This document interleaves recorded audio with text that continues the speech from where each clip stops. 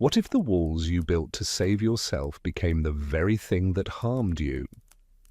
What if warmth itself carried a hidden cost, paid slowly, breath by breath, through long winter nights you would never fully remember? Tonight, we drift into a quieter corner of survival, where the frontier cabin, that symbol of human resilience and shelter, held within its timber walls a paradox few settlers understood. The cold announced itself with wind and frost, with numb fingers and frozen ground. But inside, another threat moved silently, invisibly, through smoke-filled air and sealed doorways.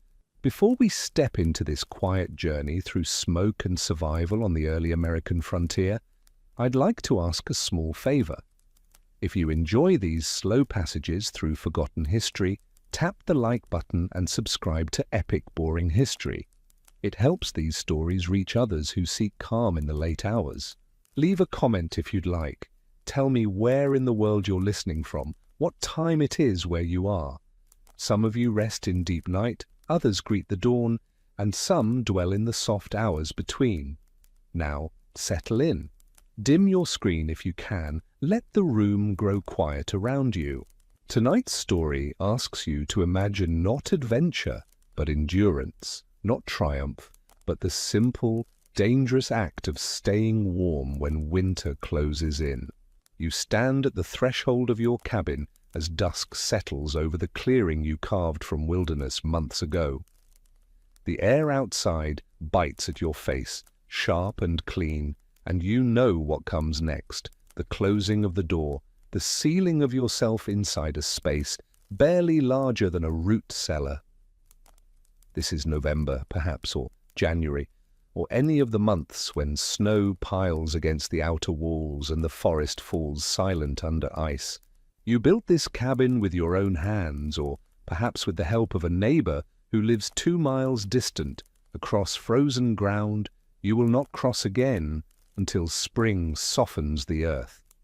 The logs fit together as well as you could manage.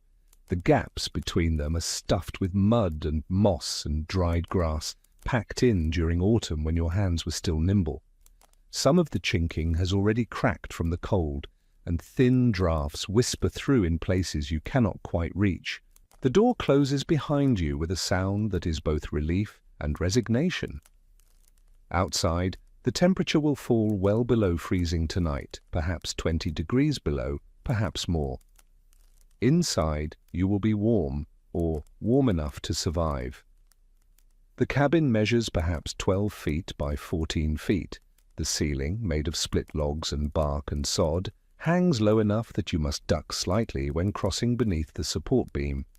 One small window, covered now with oiled paper or animal hide, admits almost no light even at midday. The hearth dominates the room. It sits against the far wall, built of stacked stone and clay, rising to a chimney that exits through the roof at an angle you hoped would draw the smoke upward. Sometimes it does, sometimes it does not. You have lived here long enough to understand that the chimney's mood changes with the weather, with the wind, with atmospheric pressures you have no words to describe. On some nights, the smoke rises cleanly and vanishes into darkness above. On others, and this will be one of those nights, it seems to hang in the air, reluctant to leave, pooling near the ceiling and slowly descending. The fire must be built carefully. You kneel before the hearth, your knees pressing into dirt, packed hard by months of walking the same path from door to fire to sleeping platform to door again. The kindling catches easily. Dry pine bark you gathered in October, stored in a basket near the hearth where it stays protected from moisture. Larger pieces follow. Split logs carefully selected for how long they will burn, how much heat they will give. You have learned to judge this by weight and smell and the sound they make when struck together. Too much fire and you waste precious wood. Too little and the cold seeps through the walls like water through cloth. The first smoke rises in a thin column, pale grey, almost beautiful. It climbs toward the chimney opening, And for a moment you think tonight will be one of the good nights. But then the wind shifts outside. You cannot see it, but you feel it in the way the cabin's walls seem to exhale, and the smoke pauses in its ascent. It spreads instead. It moves horizontally across the ceiling, seeking the corners, filling the upper portion of the room with a haze that catches what little light the fire provides. You watch it with the same tired acceptance you might watch clouds gathering before rain. This is normal. This is how it has always been, for you and for every settler within 100 miles. Smoke and firelight are inseparable. To have one is to endure the other. You breathe, and the air carries a taste. Wood smoke, yes, but also something sharper, the scent of sap, still trapped in the logs, of pine resin burning, of the elk hide you hung too close to the fire to dry yesterday. The taste settles on your tongue and stays there. Your eyes begin to water, just slightly. Not enough to cry, merely enough to blur your vision at the edges. You blink, and the moisture helps for a moment. Then the sensation returns. By the time you have prepared your evening meal, cornmeal porridge perhaps, or salt pork cooked in its own fat, your eyes will be red and tender. The children, if you have children, lie on the sleeping platform built against the opposite wall. They are already drowsy, their small bodies wrapped in whatever blankets and furs you could gather. They cough occasionally, a soft, reflexive sound, nothing that seems alarming. You coughed the same way as a child. Everyone does. If you have a wife or a husband, they move about the cabin's small space with the efficiency of someone who has learned to navigate in near darkness. Every item has its place because there is no room for disorder. The water bucket sits beside the door where snow can be scooped inside and left to melt. The tools hang from pegs driven between logs. The food, what little remains from autumn's provisions, sits in a wooden chest raised on stones to discourage mice. You eat your meal in silence, or near silence. Conversation requires energy, and energy must be conserved. The fire crackles and pops. A log settles, sending a small shower of sparks upward. You watch them rise, mesmerized, as humans have been mesmerized by fire since time beyond memory. The smoke grows thicker as the evening deepens. You notice it most when you stand, when your head rises into the layer that has pooled near the ceiling. Sitting or lying down, the air is clearer, easier to breathe. And so you sit, and eventually you will lie down and you will spend the night in the lower half of your own home. There is a headache beginning at the base of your skull. It arrives slowly, without drama, a dull pressure that might be tension or fatigue, or simply the cost of living through another winter day. You have felt it before. It will fade by morning, or it will not. And either way, there is nothing to be done about it. The fire must be maintained through the night. This is not optional. If the fire dies, the cold will penetrate the cabin within an hour, and by morning the water in the bucket will be frozen solid, and the youngest child, the one who coughs most often, may not wake. And so you sleep in shifts, if you can call it sleep. One person remains half awake, listening to the sound of the fire, rising every hour or two to add another log. The others drift in and out of consciousness, never quite reaching the deep rest that heals and restores. You dream, sometimes, strange, fragmentary dreams that slip away the moment you open your eyes. Dreams of walking through smoke, of searching for a door you cannot find, of voices calling from far away. These dreams feel both urgent and meaningless, and you forget them as soon as you rise to tend the fire. Your throat is dry when you wake for your shift. You swallow and it hurts slightly, a raw feeling that water does not quite soothe. The smoke has settled lower while you slept. It hangs now at chest height, visible when you move your hand through it, disturbing its slow currents. You stand carefully, and immediately your head swims. The sensation is familiar, like standing too quickly after lying down for hours, but slower, heavier. You steady yourself with one hand against the log wall and wait for the feeling to pass. The fire has burned down to coals, red and orange and white at their hottest center. You add wood, and the flames rise again, and with them the smoke increases. The cycle repeats endlessly through every night of every winter you will spend in this place. Outside, through the gaps in the chinking, you can see nothing. The darkness is absolute. There are no streetlights, no neighbors' windows glowing in the distance, no light but what your fire provides. The wilderness presses close and the cabin is an island, and you are marooned here until dawn. Your fingers are raw where you handle the wood. Splinters have worked their way beneath the skin and become infected, tiny red swellings that throb with a rhythm matching your pulse. You have stopped noticing them individually. They are simply part of your hands now, like calluses or scars. The rhythm of these nights becomes hypnotic. Fire, smoke, darkness, cold. Feed the fire, breathe the smoke, watch the darkness, feel the cold, feed the fire. The hours lose distinction. Time becomes measured not in minutes, but in the intervals between adding logs. Sometimes, in the deepest part of night, you feel a great weariness that seems to emanate from your bones. It is not the tiredness that comes from physical labor.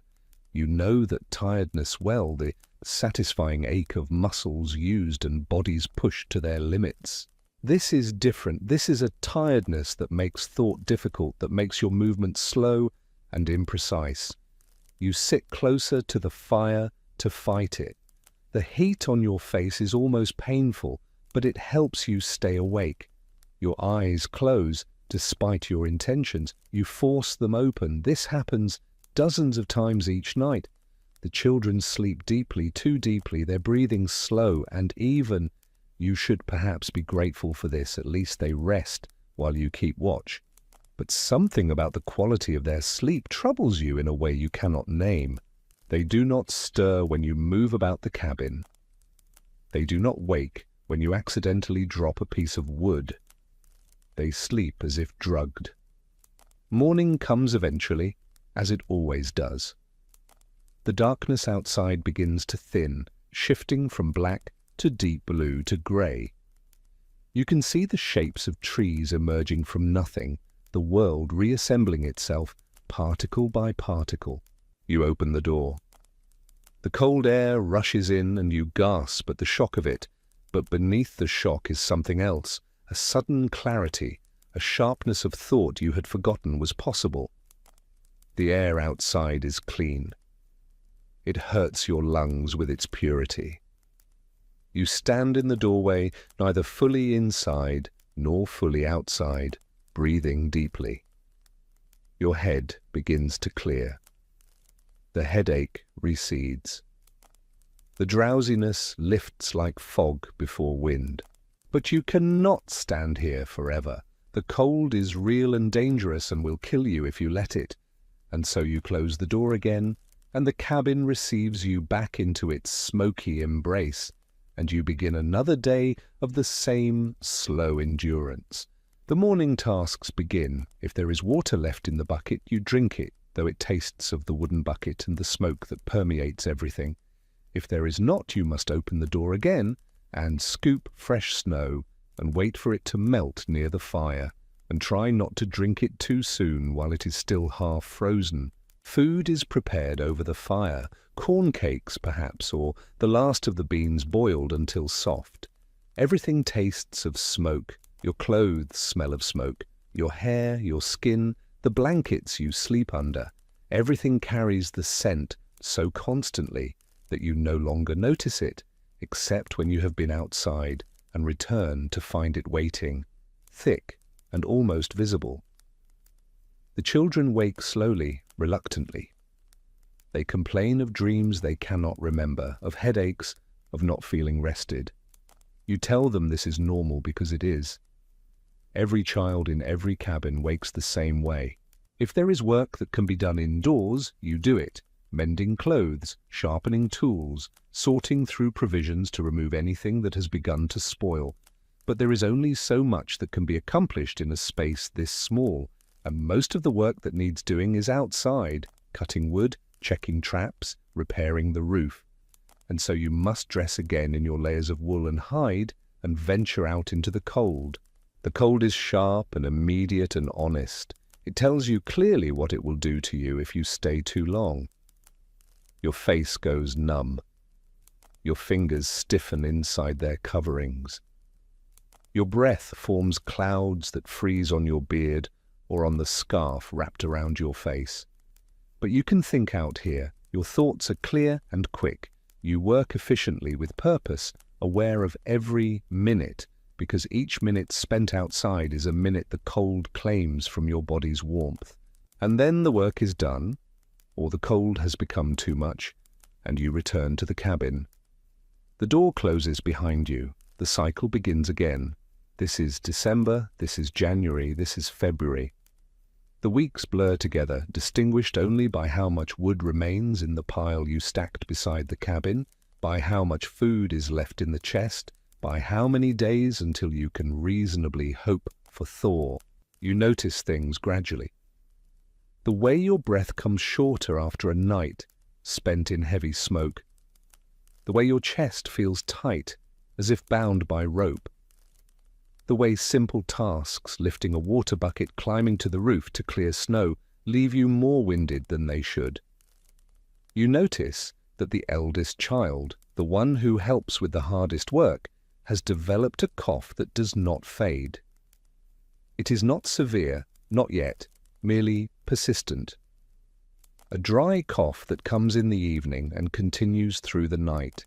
You notice that your own hands shake sometimes when you reach for things. Not a tremor, exactly, but a slight unsteadiness that was not there before. You attribute it to cold, to fatigue, to age, though you are not old, not yet 30, but the frontier ages people quickly. Your neighbor, the one 2 miles distant, visits in late January during a brief warming spell. He looks thinner than you remember, his face grey beneath its weathered tan. He stays only a few minutes, long enough to trade news, to confirm that both families still live, to exchange a few precious items you each need. He mentions casually that his youngest did not survive Christmas. The child went to sleep one night and did not wake. There was no illness, no warning, just sleep, and then stillness. You offer condolences. He nods. This happens. Everyone knows this happens.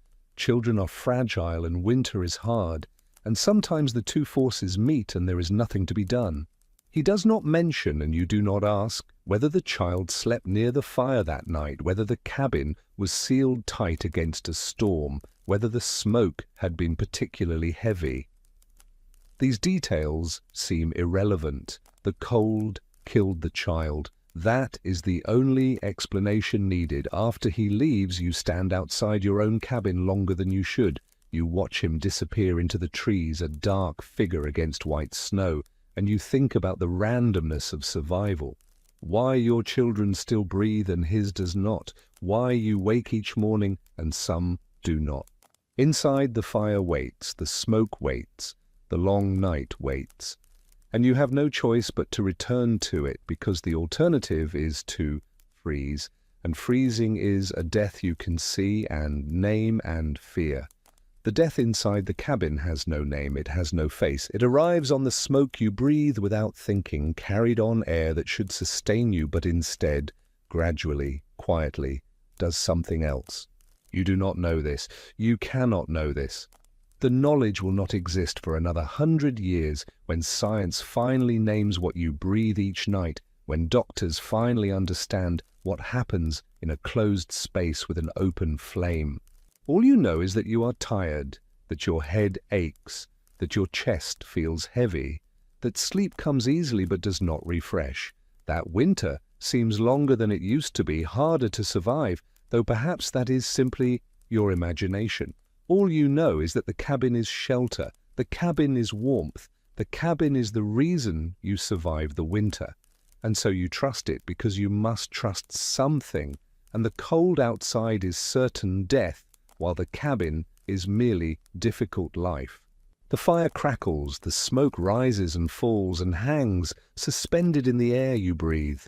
The night deepens, and you tend the flames because the flames must be tended, and you breathe because you must breathe, and you survive because survival is all there is. The walls close around you. The ceiling presses down. The smoke fills your lungs with each breath, and your body processes what it can and struggles with what it cannot. And gradually, so gradually, you will never notice. Something inside you begins to change. This is the paradox of shelter. This is the quiet danger no one speaks of because no one understands it. This is why it sucked to be a frontier settler inside a winter cabin, not because of what you knew and feared, but because of what you could not know, could not see, could not protect yourself against. The cold announced itself with wind and ice and temperatures that dropped until water froze and breath became visible and the world transformed into something hostile and clear in its hostility. But inside the cabin the threat was invisible. It had no voice, no obvious danger, no warning signs you had been taught to recognize. It was simply air, simply smoke, simply the price you paid for warmth. And you paid it night after night through every winter of your life on the frontier.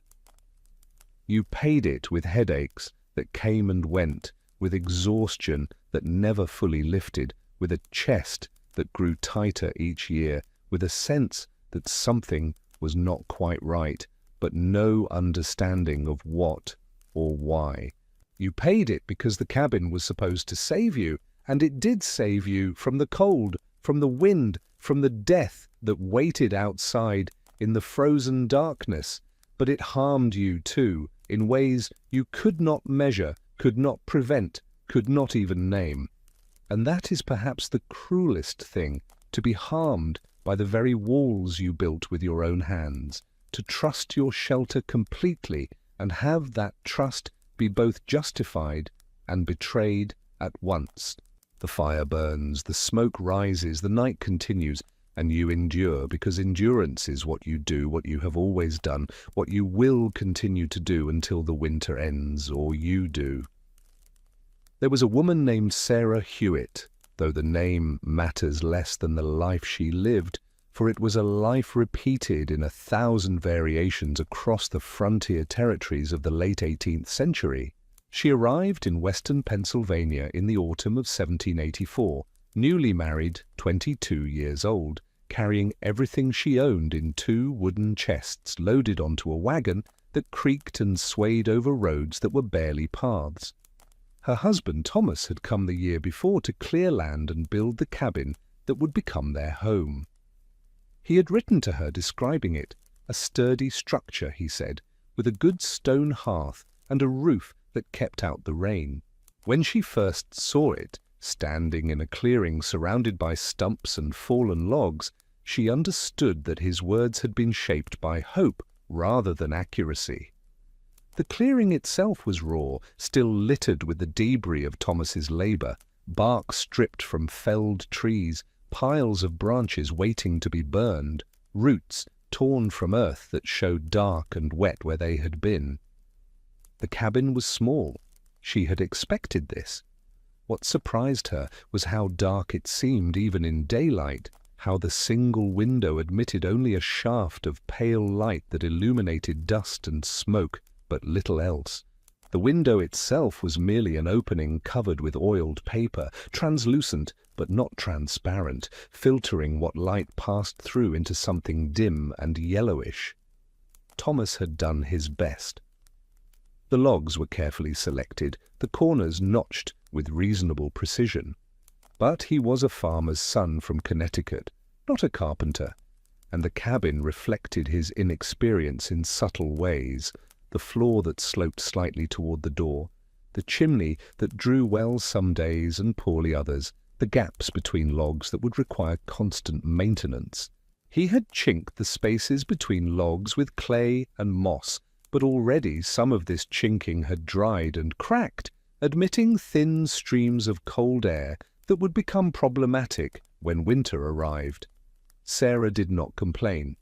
Complaint served no purpose on the frontier, where everyone struggled equally and help was measured in small gestures, a neighbor lending an axe, a passing trader selling a bag of salt. She unpacked her chests and arranged her few possessions and set about learning to live in this new place that was both home and something less than home. Her possessions were meager by the standards of her childhood in Connecticut. A few cooking implements, bedding, clothing, a Bible that had belonged to her grandmother, a small mirror that had somehow survived the journey intact. The first winter taught her about smoke. Thomas had warned her that the cabin would be hazy when the fire burned, but she had imagined something mild, something that would dissipate quickly. She had not imagined the thickness of it, the way it hung in layers, the way it made her eyes water and her throat tighten. The smoke accumulated especially near the ceiling, forming a visible stratum that descended lower as the day progressed, until by evening the entire interior of the cabin existed in a grey-blue haze that obscured details and softened every edge. She learned to cook in the smoke, to prepare meals while squinting through tears that had nothing to do with sadness. She learned that certain woods burned cleaner than others, that dry wood produced less smoke than green, that the size and arrangement of the logs in the hearth could be adjusted to encourage a better draft. But even with this knowledge, the cabin remained smoky through all the months when the door stayed closed. It was simply the nature of such spaces, small, sealed, heated by an open fire that could not be managed with any precision. The fire itself was both necessity and tormentor, requiring constant attention, yet never providing quite enough heat to the corners of the cabin furthest from its flames. Sarah found herself in a perpetual dance around it, close enough to cook, far enough to avoid the worst of the smoke, always conscious of its demands for feeding, always alert to the danger it represented. Sarah gave birth to her first child in March of 1786, a daughter they named Elizabeth. The birth took place in the cabin, attended by a midwife who had travelled 8 miles through melting snow to assist. The labour was long and difficult, and Sarah's memories of it were fragmented. Pain, exhaustion, smoke so thick it seemed to have substance, and finally, the sound of a baby crying. The midwife stayed 2 days, sleeping on the floor near the hearth, helping Sarah through the first dangerous hours when bleeding or fever could claim new mothers without warning. Elizabeth was small but healthy, or so the midwife proclaimed. She nursed well and slept between her parents on the sleeping platform, swaddled in blankets Sarah had brought from Connecticut. Through that first spring and summer, the child thrived. The warmer months allowed the door to stand open, fresh air to circulate, sunlight to penetrate the cabin's dim interior. Sarah carried Elizabeth outside frequently, letting her feel wind and sun, showing her the clearing that would become their world. The baby watched everything with dark, serious eyes, alert and curious, reaching small hands toward leaves that danced in the breeze. The second winter was harder. Elizabeth developed a cough in November that persisted through December and into January. It was not a severe cough, not the kind that produced fever or bloody phlegm, merely a constant irritation that woke her several times each night. The sound of it became a familiar punctuation to the winter silence, a small, rough noise in the darkness, followed by the rustle of blankets as Sarah reached to comfort her. Sarah sat with her daughter in the smoky darkness, rocking her, singing soft songs she remembered from her own childhood. The cough would ease, then return, then ease again. By February it had faded to nothing, and Sarah felt relief that was almost dizzying. She attributed the cough to the cold, to the long months trapped inside, to the general hardship of winter life that affected everyone, adults and children alike. A son, James, arrived in the autumn of 1787, then another daughter, Margaret, in 1789. The cabin grew more crowded with each child, the sleeping platform expanded, the noise and activity increased. Sarah's days became a rhythm of feeding, cleaning, mending, cooking, tasks that repeated endlessly with only slight variation. The work of maintaining 3 small children in such a confined space was relentless. Each morning brought the same sequence of tasks performed in nearly the same order. Each evening, the same struggle to settle everyone for sleep in a space that offered no privacy and little comfort. Thomas worked the land, clearing more trees each year, planting corn and wheat in soil that yielded modestly. He hunted when he could, though game was growing scarcer as more settlers moved into the territory. He worked from dawn until dusk through spring, summer and autumn, and then retreated into the cabin for winter like a bear into a den. The transition from outdoor work to indoor confinement was difficult for him, Sarah observed. He grew restless, irritable, pacing the small space like something caged. Sarah noticed changes in him during their 4th winter together. He seemed more tired than previous years, slower to rise in the morning, quicker to anger over small frustrations. She attributed it to the hard work, to the endless pressure of keeping a family alive on the frontier. The farm was not yet self-sustaining. Each year required careful calculation of what could be planted, what could be stored, what might be purchased or traded from passing merchants whose visits were irregular and unpredictable. She did not notice the same changes in herself, though they were present. Her own fatigue seemed normal, the expected result of bearing and raising 3 small children in a space barely large enough to contain them. The headaches that came most evenings seemed unremarkable, the tightness in her chest simply a part of breathing. She assumed, as women did, that her body's complaints were the price of her responsibilities, that discomfort was the natural state of a frontier mother, that endurance was not merely expected but the only option available. Elizabeth's cough returned each winter. By the time she was 5 years old, it had become a marker of the season, arriving with the first heavy snows and departing with the spring thaw. Sarah tried various remedies, honey mixed with wild herbs, steam from boiling water, keeping the child away from the smokiest parts of the cabin. She consulted with other mothers during rare visits to neighboring settlements, gathering advice that ranged from practical to fantastical, mustard plasters, onion poultices, prayers to specific saints, stones worn around the neck. Nothing helped significantly. The cough persisted, and Sarah learned to live with the sound of it, the way she had learned to live with so many other discomforts. James remained healthier, a robust boy who seemed unaffected by the conditions that troubled his sister.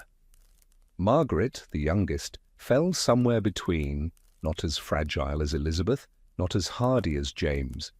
She coughed occasionally, but not constantly. She tired more easily than her brother, but less than her sister. Sarah found herself unconsciously categorizing her children by their resilience, noting which could be pushed to help with tasks and which needed more rest, which could be sent outside in questionable weather, and which should be kept near the fire. The years accumulated slowly. Thomas cleared more land. Sarah preserved more food each autumn, prepared for each winter with increasing efficiency. The cabin remained essentially unchanged, the same walls, the same hearth, the same smoke that filled it each evening and night. Thomas spoke occasionally of improvements, enlarging the cabin, building a proper barn, constructing a smokehouse for preserving meat. But these remained plans rather than actions, postponed year after year, as more immediate needs consumed their resources and energy. Neighbors came and went. Some families thrived, built larger homes, brought relatives from the east to join them. Others disappeared, gave up and returned to more settled areas, or died, and were buried in small plots marked with wooden crosses that would rot and vanish within a decade.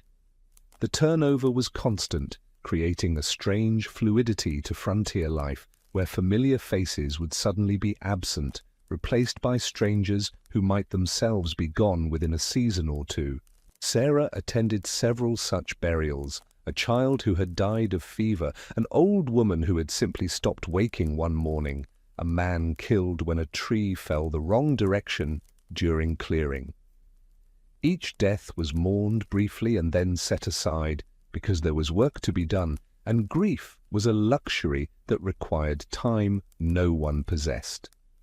The preacher came when he could, which was rarely, and more often the burials were conducted by whoever was present.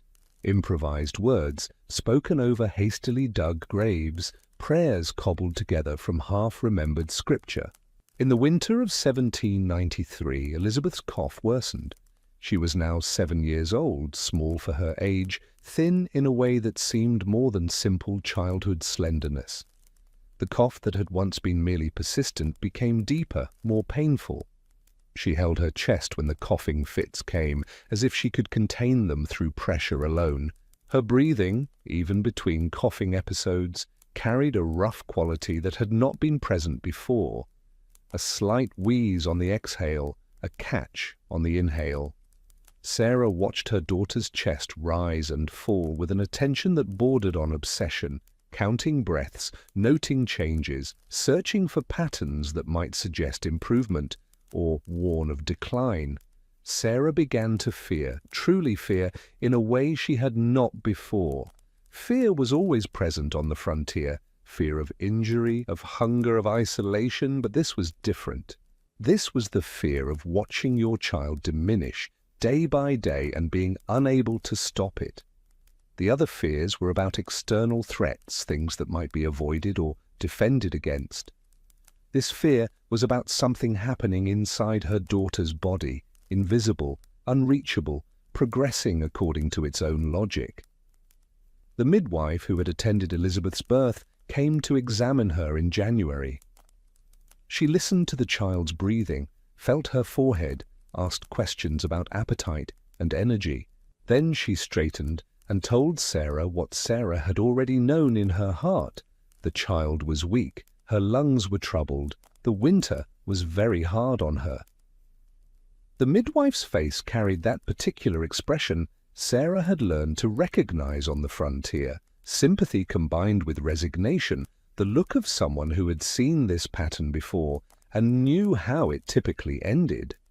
The midwife had no treatment to offer, no medicine that would help.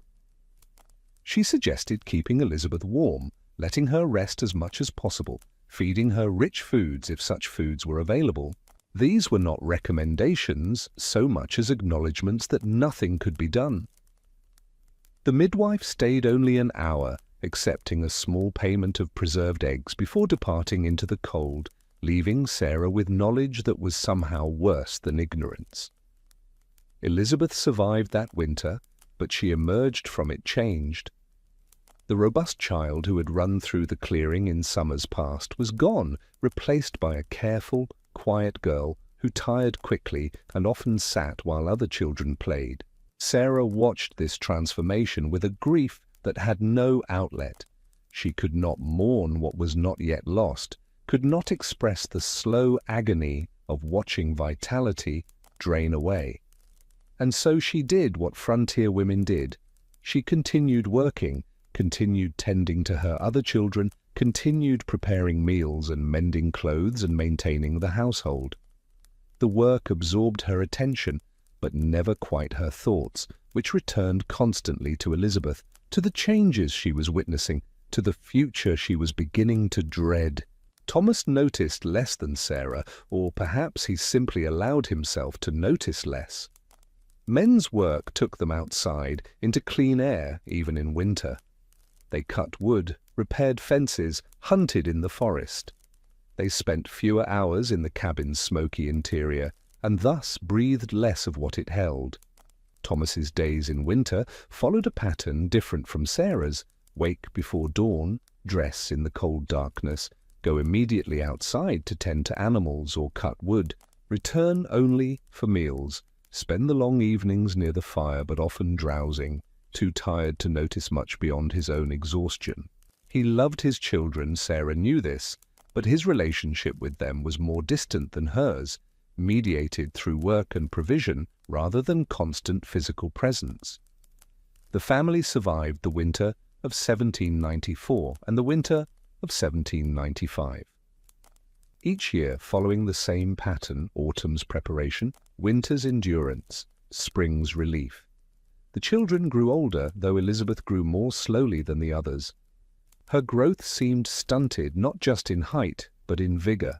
She was always a little paler, a little more tired, a little less present than she should have been.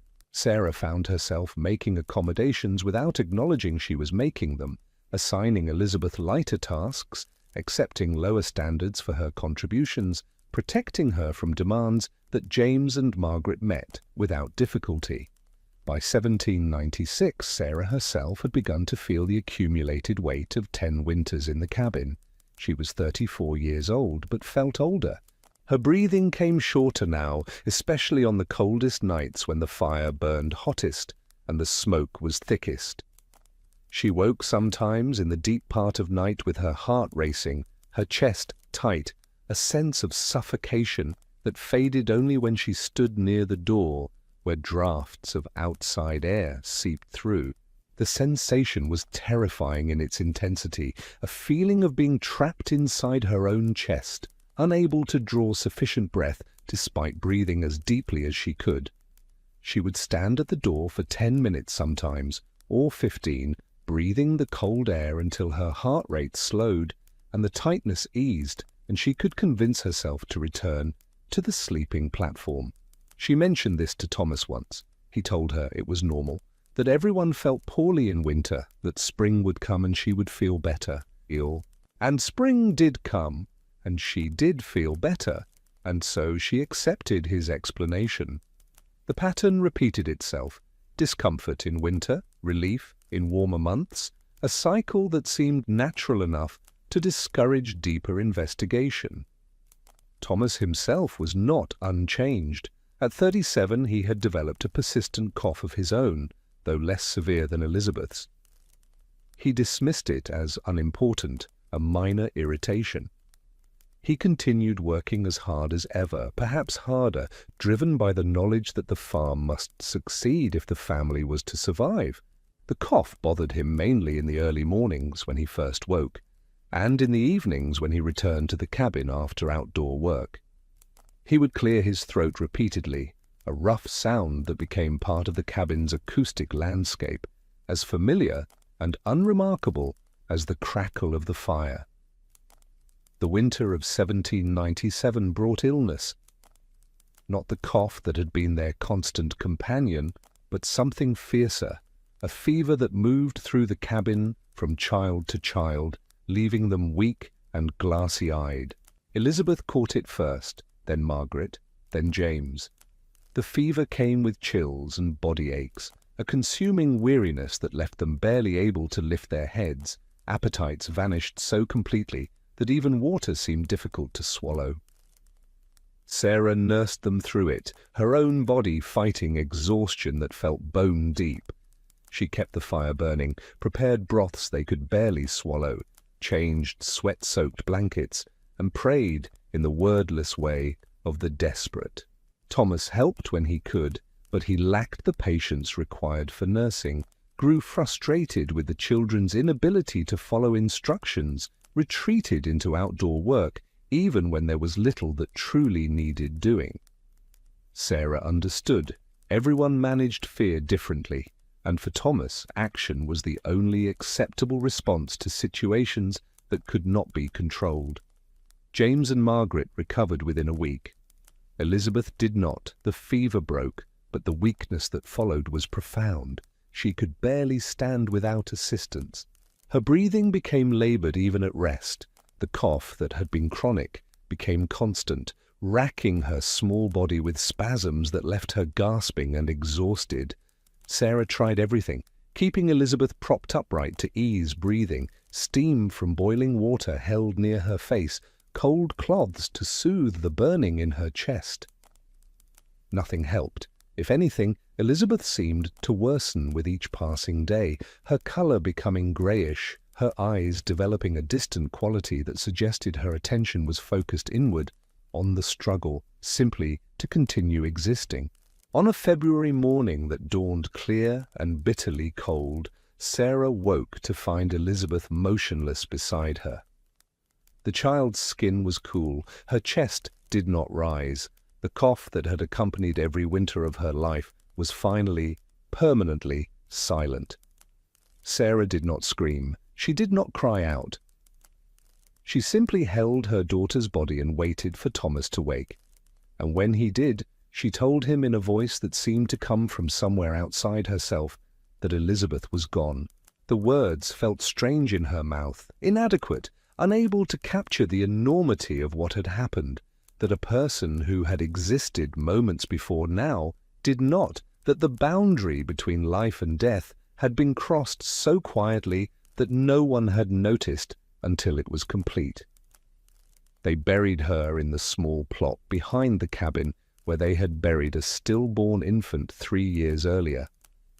The ground was frozen, and Thomas had to build a fire on the earth to soften it enough to dig. The work took most of a day. Sarah watched from the cabin window, seeing Thomas labor in the cold, building the fire, waiting for the earth to thaw enough to be penetrable, digging in increments as the frozen ground slowly yielded. James and Margaret stayed inside with Sarah, silent and frightened, too young to understand fully what was happening, but old enough to recognize that something fundamental had changed. The cabin felt different without Elizabeth, emptier and yet more crowded, as though her absence occupied more space than her presence ever had. The preacher from the nearest settlement, 12 miles distant, did not come until spring. They held a brief service then, words spoken over a grave that was already settling, already being reclaimed by the forest floor. Sarah stood beside it and felt nothing, because she had felt so much in the months before that she was now empty. The preacher's words, something about God's will, about innocent souls, about reunion in heaven, washed over her without penetrating, sounds that carried no meaning, comfort that did not comfort. Life continued because life had to continue. Margaret and James needed her. The farm needed Thomas. Spring planting could not be delayed by grief, and so they moved forward, carrying the loss with them like a weight that never quite disappeared but could be shifted, redistributed, managed. Sarah discovered that grief was not, as she had imagined, an overwhelming emotion that eventually faded, but rather a constant dull ache that occasionally sharpened into something acute, triggered by random moments.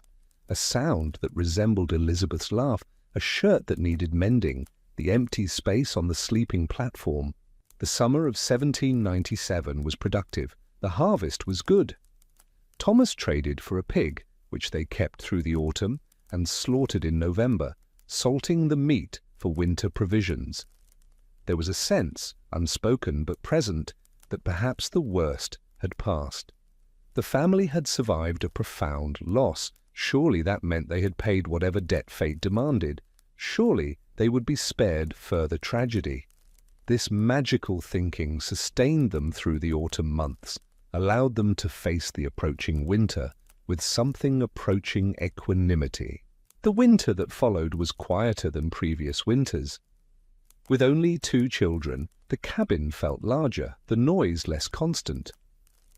Sarah found herself listening for a cough that no longer came, turning toward a space that no one occupied. The absence was physical, palpable, a presence in itself.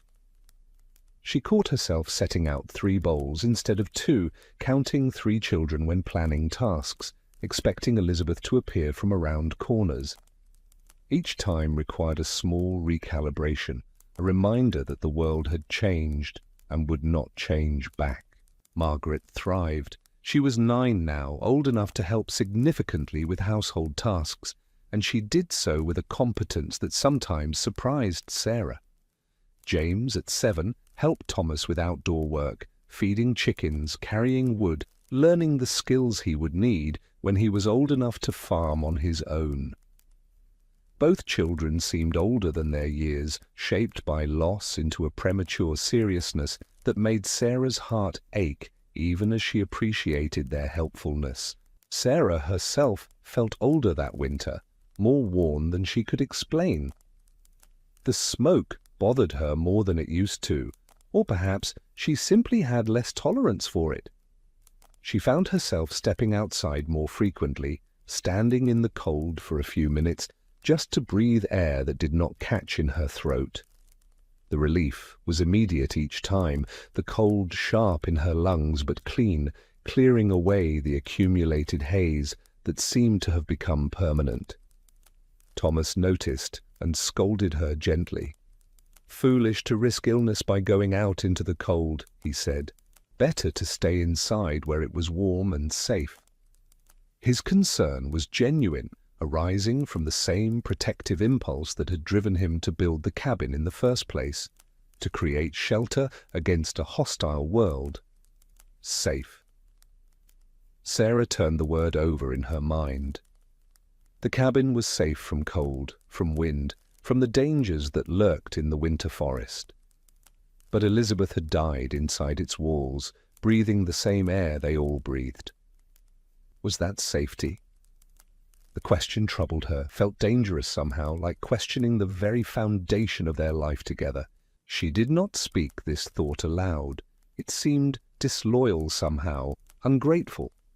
Thomas had built this cabin with his own hands to protect them. To question it was to question him. And what good would such questions do? They had nowhere else to go, no other shelter available, no alternative to the life they were living. The years continued their slow progression. 1798, 1799, 1800. The turn of the century passed unmarked, for they had no way of knowing what year it was except by Thomas's careful counting in a ledger he kept hidden in a wooden box. Time on the frontier was measured differently than in settled areas, not by clocks and calendars, but by seasons and harvests, by the age of children, by the accumulation of small changes that mark the passage of years. Margaret married in 1803 a young man from a settlement 10 miles to the east. She left with tears and promises to visit. Though visits would be rare, the distance was not great by frontier standards, but it was enough to make casual travel impossible. Sarah held her daughter on the morning of her leaving, breathing in the smell of her hair, memorizing the feel of her arms, knowing that this was a different kind of goodbye than the one she had said to Elizabeth. Margaret was alive, would continue living, but would do so beyond Sarah's reach, beyond her daily knowledge. James remained, now old enough to be a genuine help to his father. The two of them worked side by side, and Sarah found herself less necessary than before. Her tasks remained cooking, cleaning, preserving food, but they seemed smaller somehow, less essential to the family's survival. With only 2 people to feed, to clean for, to care for, the work that had once consumed every waking hour now filled only part of each day, leaving her with time that she did not know how to use. She was 41 years old, though she looked 50. Her hair had gone grey early, her face lined by sun and worry and smoke. Her hands were rough, scarred from burns and cuts, and years of constant labour. She coughed now herself, especially in winter, a dry, persistent cough that reminded her painfully of Elizabeth. When she looked at her reflection in her small mirror, she barely recognized the woman looking back. The girl who had arrived in 1784 seemed like a different person entirely, someone she had once known but could no longer remember being. Thomas was 44, still strong but no longer young. His back troubled him, his joints ached in cold weather, his breathing came harder than it once had. He did not complain. Frontiermen did not complain. But Sarah saw the winces he tried to hide, heard the catch in his breath when he rose from sleep. He moved more carefully than he once had, lifting with more deliberate effort, taking longer to complete tasks that he had once finished quickly. The winter of 1805 was particularly harsh. Snow fell heavily and often. Temperatures dropped to levels they had not experienced in years. The cabin felt smaller than ever, the air thicker, the smoke more oppressive. They burned through wood faster than anticipated, requiring James to cut more constantly, to venture further from the cabin to find suitable trees. Thomas developed a severe cough in January. Unlike the mild, persistent cough he had carried for years, this one was deep and wet, producing phlegm streaked with blood. Sarah tried her remedies, steam, herbs, rest, but nothing helped. She recognized the progression, had seen it before in Elizabeth, knew with a sickening certainty where it was leading. By February he was too weak to go outside. He lay on the sleeping platform, his breathing labored and rattling. James did the outdoor work alone, though he was only 15 and not yet fully grown. The boy rose before dawn, worked until dark, came inside exhausted and silent, ate whatever Sarah had prepared, and fell immediately into sleep. Sarah sat with Thomas through long nights, listening to his breathing, wiping his forehead, adjusting blankets. The fire burned constantly, and the smoke was so thick she could barely see across the cabin. Thomas tried to speak several times, but his words were lost in coughing, in the effort of breathing, in the fog of fever that clouded his mind. Sarah held his hand and told him not to try, told him to save his strength, though for what she could not have said. On a March morning, just as the snow was beginning to melt, Thomas died. His last breaths were shallow and irregular, and then they simply stopped, and Sarah found herself a widow at 43, sitting in a cabin filled with smoke, wondering what came next. The silence after his last breath was absolute, overwhelming, broken only by the crackle of the fire and James's quiet sobbing from across the cabin. Sarah sat without moving for a long time, holding Thomas's cooling hand, trying to understand that 21 years of marriage had ended in this moment, that the man she had followed into the wilderness was gone. James was too young to manage the farm alone. Sarah was too worn to be of significant help. They discussed their options in quiet voices: sell the land and return east, find a larger settlement where James could apprentice to a trade, try to hold on through one more winter. The conversations were brief, practical, neither of them capable of extended discussion. They held on. They made it through the spring and summer. But when autumn came and Sarah began preparing for another winter, she felt something inside her break, not physically, but some essential resilience that had carried her through 21 years on the frontier. She could not face another winter in the cabin, could not breathe that smoke again, could not watch the snow pile up outside while the air inside grew thick and her lungs struggled, and the memories of the people she had lost pressed down on her like physical weight. She and James left in October before the first snow. They sold the farm for less than it was worth to a young couple newly arrived from Maryland. Sarah packed her possessions back into the same 2 chests she had brought in 1784, though they were heavier now with the weight of things accumulated, things saved, things she could not bring herself to abandon. She moved through the cabin one last time, touching walls, running her hands over surfaces worn smooth by years of use, saying goodbye to a place that had been both shelter and prison. She left behind a cabin she had lived in for 21 winters. She left behind 2 graves marked with wooden crosses carved with names and dates. She left behind a life that had demanded everything she had to give and then demanded more. As the wagon pulled away, she did not look back, could not bear to see the cabin receding, could not face the finality of departure. The journey east took weeks. Sarah coughed through most of it, a cough that deepened as the weather turned colder.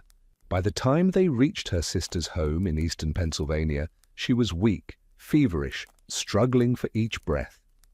Her sister took one look at her and called for a doctor, who came, examined her, and left with instructions for care that everyone knew would make no difference. She died 3 weeks after arriving on a December evening, in a real bed in a room with a proper brick fireplace and a chimney that drew perfectly. Her last words, mumbled in fever, were about smoke, about needing to feed the fire, about keeping the children warm. Even in death, she was still in the cabin, still responsible, still managing the tasks that had consumed her life. Her sister sat with her at the end, holding her hand, weeping for the years of separation, for the hardship she had endured, for the cruel timing that had brought her to safety only when it was too late. James survived her by many years. He became a merchant, married, raised children, in a proper town where houses had multiple rooms and windows and chimneys built by skilled masons. He never built a cabin, he never lived alone in the wilderness, and he never spent another winter breathing smoke from an open hearth. His life was comfortable by frontier standards, prosperous even, and he was grateful for it in a way that people who had not experienced the alternative could never fully understand. When he was old, he told his grandchildren stories about the frontier, about the cabin where he grew up, about his mother and father, and his sisters, but he did not tell them about the smoke, about how it hung in the air every winter, about how it made breathing difficult, and eyes water, and throats ache. He did not tell them because it seemed normal to him, unremarkable. Everyone who lived in frontier cabins breathed smoke. It was simply the way life was, no more notable than rain or cold or any other condition that could not be changed. His grandchildren, raised in town, sleeping in separate rooms, breathing clean air warmed by efficient stoves, could not have comprehended what he described even if he had tried to explain it. And so the story of Sarah Hewitt, like the stories of thousands of frontier settlers, faded into silence. The cabin rotted and collapsed within 15 years of her leaving. The graves disappeared beneath forest growth. The land was cleared and replanted and eventually incorporated into a larger farm and then into a town, and finally into a suburb where no trace remained of the woman who had endured 21 winters in a small, dark space filled with smoke. Every physical evidence of her existence vanished, absorbed back into the landscape, leaving nothing but records in a church registry somewhere, names and dates that meant nothing to those who might encounter them generations later. Her life was not remarkable. That is what makes it worth remembering. She was one among thousands, all living the same pattern, all breathing the same air, all surviving through sheer stubborn endurance until they could not survive any longer. The frontier was populated by Sarahs, by Thomases, by Elizabeths and Jameses and Margarets, all living in similar cabins, all breathing similar smoke, all enduring similar losses. The cabin was supposed to save her. And it did, from cold, from exposure, from the immediate deaths that waited outside its walls. But it harmed her too, steadily, quietly, in ways no one understood. The harm was invisible, accumulating particle by particle, breath by breath, through years of winters when the alternative to smoke was freezing. This is what it meant to be a frontier settler, to be caught between two threats, to choose safety from one, only to unknowingly embrace danger from another, to trust your shelter completely because you had no other choice, and to have that trust be simultaneously warranted and betrayed. The cold could kill in hours, the smoke took years. The choice was obvious, rational, correct, by every measure available at the time. Sarah lived as well as she could with what she knew.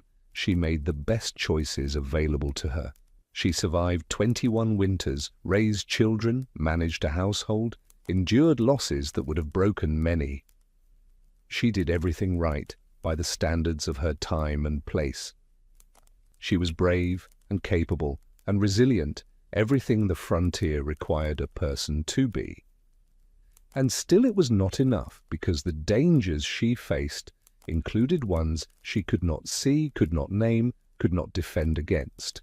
And still the smoke filled her lungs, winter after winter, breath after breath. And still the cabin that was supposed to protect her slowly, invisibly, took something from her that could never be returned. This was the paradox at the heart of frontier survival. This was the quiet tragedy repeated in 1,000 cabins across 1,000 miles. Not a dramatic death, not a single catastrophic event, but a slow, grinding attrition that wore away life by degrees too small to notice until the accumulation became fatal. History would remember the frontier as a place of dramatic events, battles with natives, encounters with wild animals, sudden disasters, but the real killer was more mundane, more intimate, more inescapable. The fire burned, the smoke rose, the winters came and went, and in the end, the cold announced itself loudly while the cabin whispered its harm so softly that no one could hear it until it was far too late. The frontier took everything from those who settled it, their health, their children, their years, their futures, and they gave everything willingly, believing they were building something better, creating safety from wilderness, establishing homes where none had existed before. They were right in their way. The frontier did become settled, the wilderness did become tamed, but the cost was measured in lives like Sarah's, in children like Elizabeth, in thousands of quiet deaths that no one recorded because they seemed too ordinary to merit documentation. The smoke rose from 10,000 chimneys, and in 10,000 cabins people breathed it and coughed and weakened and died, never knowing that their shelter was both salvation and slow poison, never understanding that survival came with a price that would not be tallied until the bill came due. Sarah Hewitt lived and died. Her story ended in a bedroom in eastern Pennsylvania, far from the cabin where she had spent most of her adult life, but her ending was written years earlier in the accumulated smoke of 2 decades. The irony was cruel and complete. She had escaped the cabin only to discover that the cabin had not escaped her. The damage was done, irreversible, carried in lungs that had breathed too much smoke for too many years. The 3 weeks she spent in her sister's clean, well-ventilated house were not enough to undo 21 winters of exposure. No amount of clean air could repair what had been slowly destroyed. Her body had adapted to the smoke over the years, developing the cough that cleared her airways, the shortened breath that reduced exposure, the headaches that signaled when the air was worst. But adaptation was not the same as immunity, and the accumulation had crossed some invisible threshold beyond which recovery was impossible. Her sister wept when Sarah died, wept for the waste of it, for the suffering that seemed so pointless now that it was over. But Sarah herself might not have seen it as waste. She had lived the only life available to her, made the only choices that made sense, loved and worked and endured with everything she possessed. That her choices led to harm she could not have foreseen did not make them wrong choices. It made them tragic ones. The frontier required such tragedies. It demanded them as the price of settlement, as the cost of transforming wilderness into civilization. Every town that eventually rose on frontier land was built on a foundation of losses like Sarah's, of lives spent and used up and discarded in the process of creation. The people who came later, who lived in proper houses with proper chimneys, who never knew what it meant to breathe smoke all winter, inherited a world that had been purchased with suffering they could not imagine. James understood this in his way. He never spoke of it directly, never articulated the connection between the comfort of his merchant's life and the hardship of his mother's death, but he felt it nonetheless. It showed in his choices, the care he took in selecting a house with excellent ventilation, the money he spent on a superior stove, the attention he paid to his own children's breathing, checking them constantly for coughs or wheezes that might signal the beginning of what had killed Elizabeth and Sarah. He carried his mother's death with him, not as memory, but as caution, as a determination that his children would not suffer what he had witnessed. His children grew up healthy. They married, had children of their own, spread out across Pennsylvania and beyond, carrying with them the prosperity that James had built, but not the knowledge of what had been sacrificed to achieve it. By the third generation, no one remembered Sarah. By the fourth, even the family Bible where her name was recorded had been lost. She vanished from living memory, became nothing more than a name in records that might or might not survive, a life reduced to dates of birth and death with nothing between to indicate how those years had been lived or what they had cost. This too was the nature of frontier life, not just the hardship, but the forgetting, the way each generation's struggles disappeared beneath the next generation's normalcy. The cabin itself stood empty for several years after Sarah and James departed. The young couple from Maryland who purchased the farm took one look inside and decided to build new rather than occupy what existed. They used some of the logs from Sarah's cabin in their new construction, salvaging what was still sound, burning the rest for firewood. Within 5 years, no recognizable trace of the original structure remained. The sleeping platform where Sarah had given birth, where Elizabeth had died, where Thomas had taken his last breath, all of it was dismantled, repurposed, scattered. The hearth that had produced so much smoke was broken apart, its stones used to build a better chimney for a better house. The clearing where the cabin had stood was ploughed under and planted. Corn grew where Sarah had cooked and coughed and raised her children. The forest reclaimed the edges, crept back toward the center, softening the harsh lines of human habitation with new growth that cared nothing for the history of the place. Nature was efficient at erasure, at absorbing human efforts back into itself, at making tragedy disappear beneath new life. The graves lasted longer, but not much. The wooden crosses that marked them rotted within a decade, fell over, were covered by leaves and then soil and then the roots of growing things. Elizabeth and the stillborn infant returned to earth without markers, without names, without any indication that they had once been people with personalities and preferences and potential.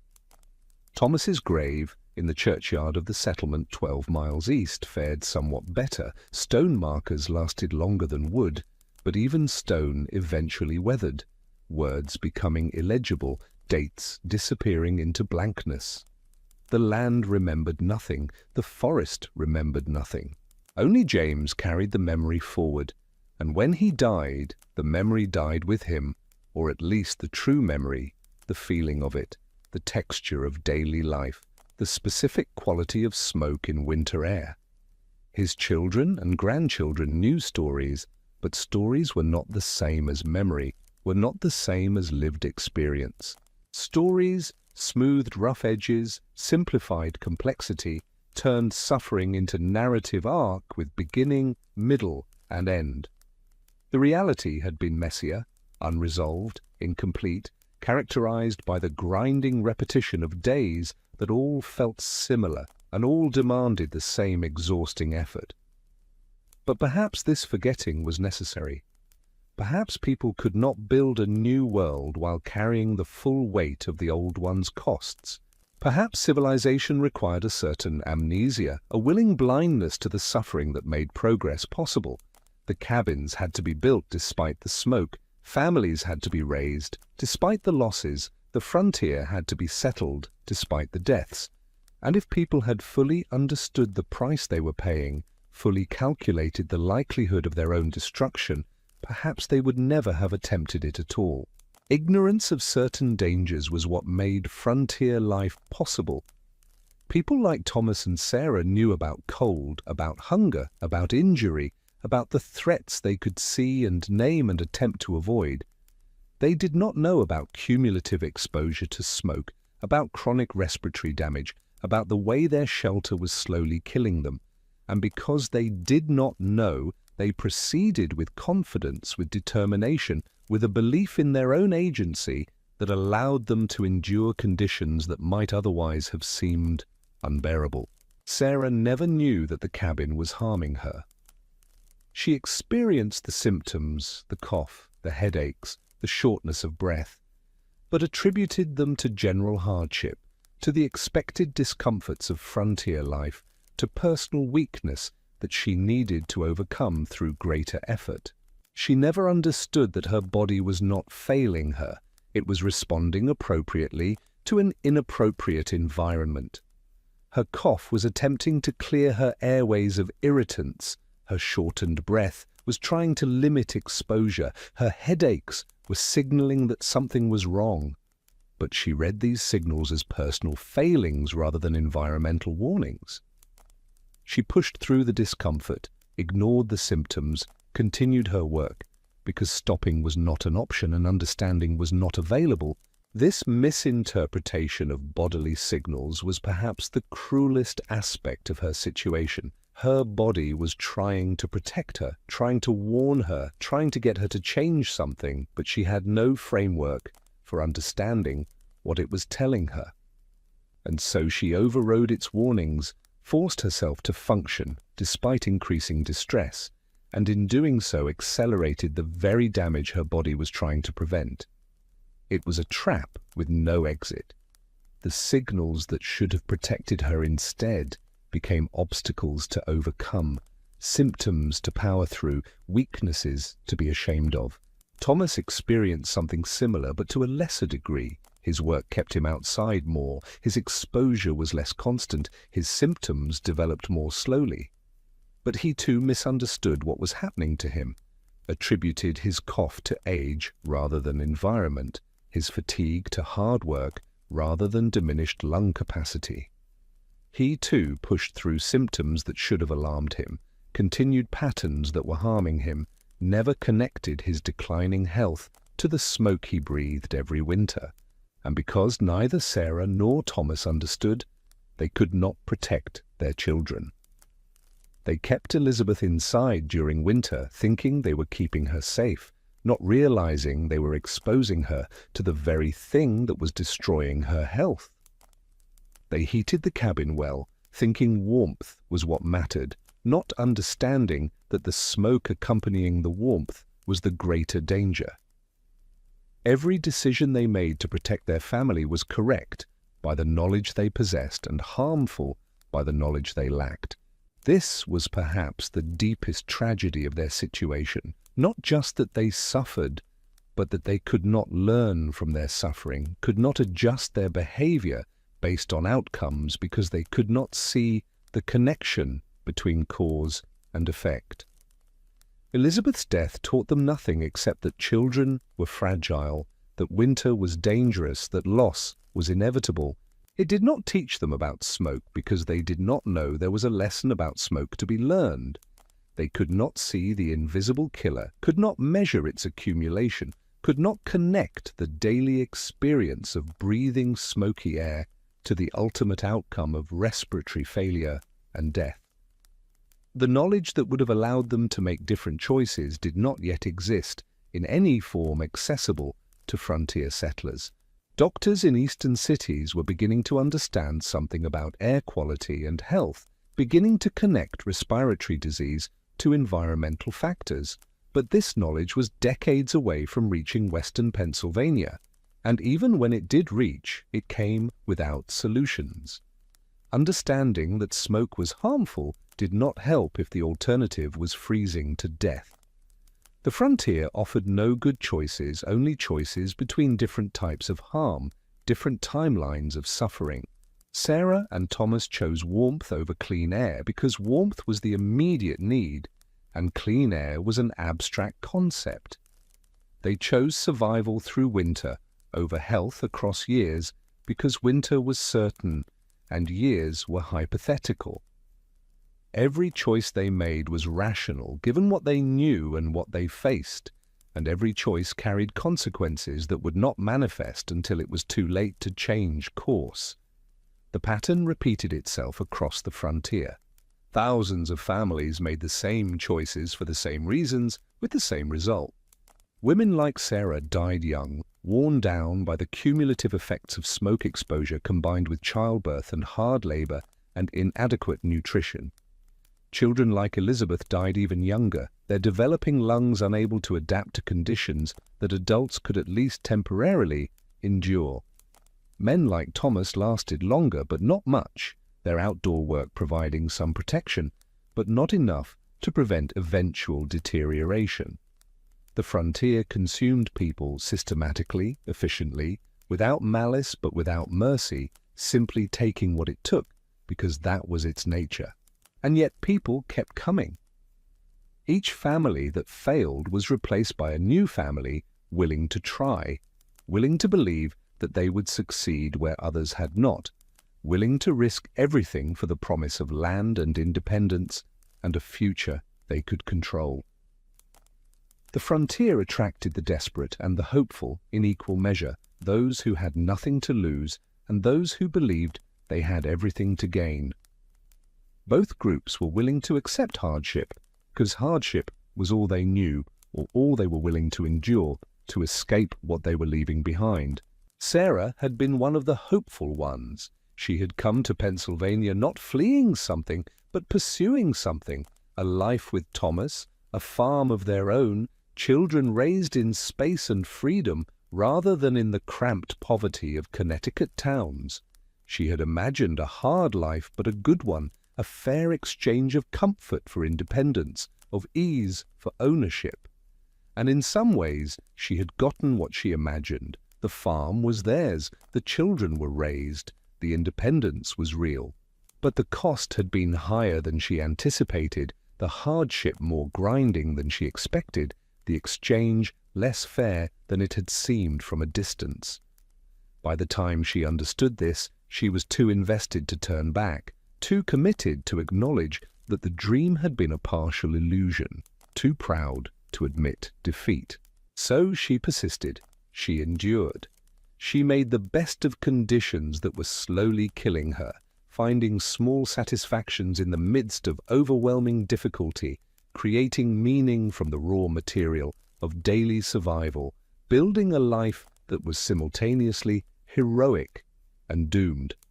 Her persistence was admirable and tragic in equal measure. Admirable because it demonstrated strength of will and depth of commitment. Tragic because it was ultimately futile, because no amount of determination could overcome the fundamental toxicity of her environment. The frontier rewarded persistence with continued survival, but continued survival was not the same as thriving, was not the same as health, was not the same as the good life that had been promised. The frontier delivered on some promises and betrayed others, and sorting out which took more time than most settlers possessed. Sarah died before she could fully evaluate whether her life had been worth living. She never reached the point of looking back from safety and comfort and making a final judgment about the choices she had made. Her last thoughts were of smoke and fire and children who needed her, concerns that belonged to the cabin rather than to the bedroom where she actually lay. She died still trying to manage tasks that no longer existed, still responsible in her mind for people and places she had left behind. Her final moments carried no insight, no revelation, no peaceful acceptance. There was only confusion and fever, and the persistent belief that she needed to get up, needed to tend to the fire, needed to do the work that had defined her for 21 years. James learned from her death, even if she could not. He learned that certain ways of living were unsustainable, that certain sacrifices were too great, that the frontier exacted prices he was not willing to pay. His move to town, his choice of profession, his careful attention to his children's health, all of these were shaped by what he had witnessed in the cabin, by the deaths he had seen, by the suffering he had experienced. He did not articulate this influence, did not consciously draw lessons, but it shaped him nonetheless, directed his choices, determined what he would and would not accept. In this way, Sarah's suffering was not entirely wasted. It purchased knowledge, if not for her, then for her son, if not for her generation, then for the next. James's children grew up healthier than he had, his grandchildren healthier still, each generation building on the hard-won understanding of the previous generation, each advance purchased with the suffering of those who had gone before. This was how progress worked, not through individual triumph, but through collective learning, not through heroic success, but through documented failure, not through the reward of virtue, but through the slow accumulation of knowledge bought with lives and pain. The frontier was a crucible that refined American society by destroying those who could not adapt and preserving the knowledge gained from their destruction. It was not a glorious process, not an uplifting narrative, but it was effective. The people who emerged from the frontier experience, survivors like James and their descendants, carried forward not just land and wealth, but also caution and knowledge and memory. They knew things that people who had never faced the frontier could not know, had learned through suffering lessons that could not be taught any other way. And gradually, over generations, the society that emerged from frontier settlement became more capable, more resilient, more adapted to the land it occupied. The cabins gave way to better houses, the open hearths to better stoves, the isolation to communities, the ignorance to understanding. Each improvement was built on the failure of what came before, each success purchased with prior sacrifice, each advancement enabled by the lessons learned from those who had not advanced but had instead fallen and been left behind. This was the true cost of American expansion, the dramatic casualties of war or disaster, but the quiet attrition of people like Sarah, dying slowly in conditions that never should have existed, but that everyone accepted because no one knew there was an alternative. Sarah Hewitt mattered because she was one among thousands. Her story was not unique, and that lack of uniqueness was precisely what gave it significance. She represented a pattern, an experience, a cost that was paid over and over across the American frontier by people whose names were never recorded and whose stories were never told. She was the typical case, the normal outcome, the expected result of the frontier experiment. And because she was typical, her story illuminated something that exceptional stories obscured: the everyday reality of frontier life, the grinding difficulty that characterized most people's experience, the high price that ordinary people paid for the transformation of wilderness into settlement. History remembered the exceptional, the explorers, the war heroes, the founding figures, but the frontier was built by the ordinary, by people like Sarah who did nothing remarkable except survive as long as they could under impossible conditions. Their contribution was their endurance, their achievement was their persistence. Their legacy was the space they cleared, and the children they raised, and the knowledge they generated through suffering.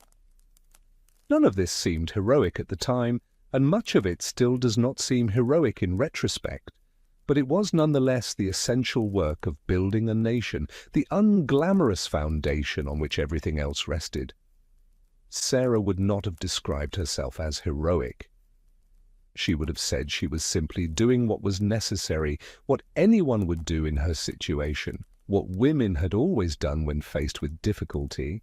She would have minimized her own suffering, downplayed her own strength, redirected attention to her husband's labor or her children's needs, or anything other than her own experience. This was how women of her time and place were taught to speak about themselves, always deferential, always diminishing, always locating value in service to others rather than in their own endurance. But her self-assessment would have been wrong, shaped by cultural expectations that distorted rather than revealed truth. What she did was extraordinary even if it was also ordinary, remarkable even if it was also common. The fact that thousands of women did what she did made it no less difficult, no less worthy of acknowledgement, no less deserving of memory. If anything, the scale of suffering, repeated in cabin after cabin, woman after woman, winter after winter, made it more rather than less significant, evidence not of individual tragedy, but of systemic injustice, structural violence, the way an entire society could normalize conditions that destroyed the people living within them. The smoke rose from Sarah's cabin and from 10,000 others like it. It rose and dissipated and left no trace except in the lungs of those who breathed it, and in the lives that were shortened by its inhalation. It rose invisibly, harmed silently, killed quietly, and then disappeared as though it had never existed. But it did exist, and it did harm, and it did kill, and the fact that no one understood this at the time does not make it less true, or less terrible, or less worthy of being remembered and mourned. Sarah Hewitt lived in smoke and died from smoke and was buried without anyone understanding the connection. Her story ended in ignorance and suffering and waste, but her story also contained dignity and love and courage, qualities that persisted despite the conditions that surrounded them, that shone through the smoke even when nothing else could. She loved her children and husband, worked tirelessly for their welfare, endured conditions that would have broken many, and did so with a grace that deserves recognition even if it never received it during her lifetime. The frontier took her life, but it did not take her humanity. It destroyed her health, but it did not destroy her character. It killed her slowly, but it did not make her less than she was. A woman who deserved better than she received, who gave more than should have been asked, who paid a price that should never have been exacted. Her death was unjust even though it was inevitable, tragic even though it was common, worthy of grief even though it occurred in obscurity. This is what it means to remember Sarah Hewitt, to acknowledge the injustice of her suffering while honoring the dignity of her endurance, to recognize the tragedy of her death while celebrating the courage of her life, to understand that she was both victim and hero, both broken by circumstances and triumphant over them through sheer persistence. Her story contains no redemption, no silver lining, no happy ending that makes the suffering worthwhile. But it contains truth, and truth is worth preserving even when it is uncomfortable, especially when it is uncomfortable. The frontier was built on suffering like Sarah's, and acknowledging this does not diminish the achievement of settlement, but instead makes it more comprehensible, more human, more honest about what was actually required and what was actually lost in the process of transforming a continent. Sarah Hewitt breathed smoke for 21 winters. She coughed and struggled and kept breathing because stopping meant death, and death meant abandoning her children, and abandoning her children was impossible. So she breathed, and the smoke filled her lungs, and the damage accumulated, and eventually the accumulation crossed a threshold beyond which recovery was not possible. And then she died, as thousands of others died, in a pattern so common it seemed natural, in a tragedy so widespread it went unrecognized. The fire burned, the smoke rose, the winters came and went, and the cost was paid in lives like Sarah's, in children like Elizabeth, in suffering that lasted for generations and then vanished from memory as though it had never been. There is a question that echoes across the centuries, unanswerable now except through inference and careful reconstruction. How many frontier settlers died not from the cold they feared, but from the warmth they trusted? We cannot know the number. The records are incomplete. The deaths attributed to other causes, consumption, winter fever, weakness of constitution, the vague catch-all of natural causes that could mean anything or nothing. But the question lingers, persistent as smoke in a closed room. Let us drift now into a different kind of exploration, one that moves between what was known then and what is understood now, between the lived experience of settlers and the scientific knowledge that came too late to save them. This is a story of invisible danger, of harm that arrived without warning or symptom clear enough to recognize. The frontier cabin was built according to patterns carried from Europe, from England and Germany, and Scandinavia, places where people had heated their homes with fire for thousands of years. These were not ignorant designs, not careless constructions. They represented accumulated wisdom about how to create shelter in cold climates. But wisdom is contextual. What worked in one place, under one set of conditions, could fail catastrophically in another. And the frontier cabin, for all its familiar elements, existed in a context its builders did not fully understand. Consider the hearth. In European homes, hearths were often large, built into substantial chimneys that rose through multiple stories. The draft created by height and proper construction pulled smoke upward efficiently. Rooms were larger, ceilings higher, and most crucially, the buildings themselves were less tightly sealed. The frontier cabin had none of these advantages. It was small by necessity, easier to heat, faster to build, requiring less material. The chimney was short, sometimes barely extending above the roofline, built of stacked stone rather than properly mortared brick. The draft was weak, temperamental, dependent on variables the builders could not control, and the cabin was sealed deliberately, carefully, against the killing cold. Every gap was chinked, every crack filled, every opening except the chimney blocked against winter's intrusion. This made perfect sense. Cold was the known enemy. Cold was what killed quickly and obviously. But in sealing out the cold, settlers also sealed in something else, something that had no name, no odor strong enough to alarm, no immediate effect dramatic enough to provoke fear. They sealed in the products of incomplete combustion, the invisible gases that rose from burning wood when oxygen was insufficient, when the fire smoldered rather than blazed. We call it carbon monoxide now. The name would have meant nothing to Sarah Hewitt or Thomas or any of their neighbors. The understanding of gases, of atmospheric chemistry, of how combustion works at a molecular level, all of this knowledge lay decades in the future. What they knew was that smoke made them cough. That seemed obvious, expected, a minor inconvenience balanced against the necessity of warmth. What they did not know was that smoke was only the visible portion of what they breathed, that the air in their cabins contained other substances their eyes could not see and their bodies could not process. Carbon monoxide is a simple molecule, one carbon atom bonded to one oxygen atom. It forms whenever organic material burns without sufficient oxygen to complete the reaction that would produce carbon dioxide. In a closed space with a weak-drawing chimney, this incomplete combustion was not occasional, but constant. The molecule is lighter than air, but not dramatically so. It mixes thoroughly with the atmosphere of a room, distributing itself evenly through the space. And it has an affinity for human blood that is more than 200 times stronger than oxygen's affinity. When you breathe carbon monoxide, it enters your lungs and passes into your bloodstream just as oxygen does. But instead of being transported efficiently to your cells and then exhaled, it binds to hemoglobin, the protein that carries oxygen through your body and refuses to let go. The hemoglobin that carries carbon monoxide cannot carry oxygen.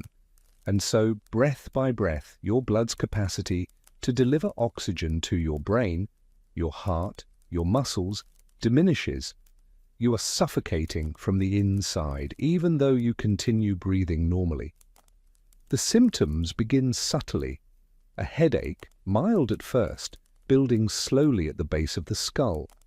Fatigue that seems natural after a day of hard work, but deepens beyond what work alone could explain. A slight confusion, difficulty concentrating, thoughts that arrive slowly and drift away before completion. These symptoms are easy to mistake for other causes. Cold itself produces fatigue. Hunger, stress, isolation all contribute to mental fog and physical weakness. And on the frontier, all of these factors were constantly present, making it nearly impossible to isolate any single cause. As exposure continues, the symptoms intensify: dizziness, nausea, chest tightness. Breathing becomes labored not because the lungs are damaged, but because the blood can no longer transport oxygen efficiently. The heart beats faster, trying to compensate for blood that carries less and less of what the body desperately needs. In high concentrations, carbon monoxide kills quickly, within minutes or hours. But frontier cabins rarely contained high concentrations. The chimneys, however poorly designed, did remove some of the smoke and gas. Air leaked in through gaps in the walls and around the door. What settlers experienced was not acute poisoning, but chronic exposure. Low levels, sustained for hours each night, repeated through months of winter. Chronic exposure does not kill quickly. It weakens. It gradually reduces the body's efficiency, compromises the immune system, stresses the cardiovascular system. It makes people more susceptible to disease, less able to recover from injury or illness, more likely to succumb to conditions they might otherwise survive. Children are particularly vulnerable. Their smaller bodies, their faster metabolisms, their developing systems all make them more susceptible to carbon monoxide's effects.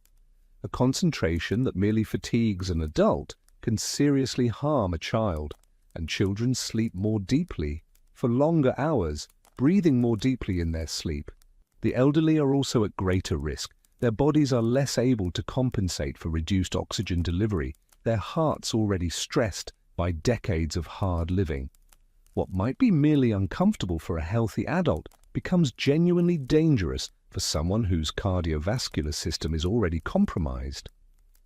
The cruel irony is that the settlers who followed all the safety rules, who built their cabins most carefully, who sealed them most thoroughly against the cold, these were the ones who created the most dangerous environments. The poorly built cabin, with its drafts and gaps while colder, was also better ventilated. The settler who left a window cracked or a door slightly ajar, even at the cost of warmth, breathed cleaner air. But no one knew this. How could they? The connection between sealed spaces, fire, and invisible poisoning would not be understood until the late 19th century, nearly 100 years after Sarah Hewitt's death. Even then, the understanding spread slowly, incompletely, primarily in urban areas where coal-burning stoves and gas heating created more dramatic poisoning events. The frontier, by the time this knowledge became available, was mostly gone. The settlers had moved on or died, the cabins had rotted away, and the new generation lived in better-built houses with improved chimneys and greater understanding of ventilation. The lessons were learned, but too late for those who most needed them. Archaeological evidence of this invisible tragedy is limited but suggestive. Excavations of frontier cabin sites reveal hearths that seem well designed by the standards of the time, carefully constructed, positioned to maximize heat distribution. But modern analysis shows that many of these hearths would have produced significant carbon monoxide, especially when burning green wood or when wind conditions prevented proper draft. The soot stains on cabin walls, preserved in rare cases where structures survived or were carefully documented, show patterns consistent with poor ventilation. Heavy accumulation near the ceiling, black deposits around window openings, residue on walls far from the hearth, all indicate that smoke and gas did not exit efficiently, but rather circulated through the entire space. Human remains from frontier cemeteries sometimes show skeletal changes consistent with chronic respiratory stress, enlarged rib insertions suggesting frequent coughing, pathological changes in the spine associated with reduced oxygenation during growth. These findings are not definitive. Many other factors could produce similar results, but they add to the pattern of evidence. Contemporary accounts, when read carefully, reveal the ubiquity of symptoms we now recognize as carbon monoxide exposure. Settlers wrote in diaries and letters about persistent headaches, about feeling weak and tired throughout winter, about children who seemed healthy in summer but sickened every winter, about the elderly who would take to bed in December and never rise again. One account from 1798, written by a frontier preacher traveling through Western Virginia, describes visiting a cabin where the entire family, parents and 4 children, were found dead in their beds after a severe winter storm. The preacher attributed their deaths to cold, writing that they must have exhausted their firewood and frozen during the night. But his description includes details that suggest another explanation. The cabin was tightly sealed, he noted. The door was difficult to open from outside, as if pressure held it shut. Inside, the fire had burned down to ash, but the room was still warm. The family appeared peaceful, as if they had simply fallen asleep and not awakened. This is not how death from cold occurs. Freezing is violent, uncomfortable, causing people to waken, move, and seek warmth. But carbon monoxide poisoning produces a different death, quiet, painless, often occurring during sleep. The storm would have made the family extra careful to seal every gap. The heavy snow would have blocked the chimney partially, reducing draft. And the fire, burning low through the night in insufficient air, would have produced steadily increasing concentrations of the invisible gas. The preacher never questioned his initial conclusion. Why would he? Cold was the obvious explanation, the expected explanation. The invisible alternative was literally unimaginable. How many other deaths recorded as freezing or fever or simply winter mortality were actually carbon monoxide poisoning? We cannot know. The records do not contain enough detail. The symptoms overlap with too many other conditions, but the pattern is suggestive. Deaths that occurred indoors during sealed winter nights, often affecting entire families or the most vulnerable members. Beyond carbon monoxide, the smoke itself carried harm. Wood smoke contains dozens of compounds, many of them irritants or carcinogens. Chronic exposure causes respiratory damage, increases susceptibility to infection, contributes to conditions we would now call chronic obstructive pulmonary disease.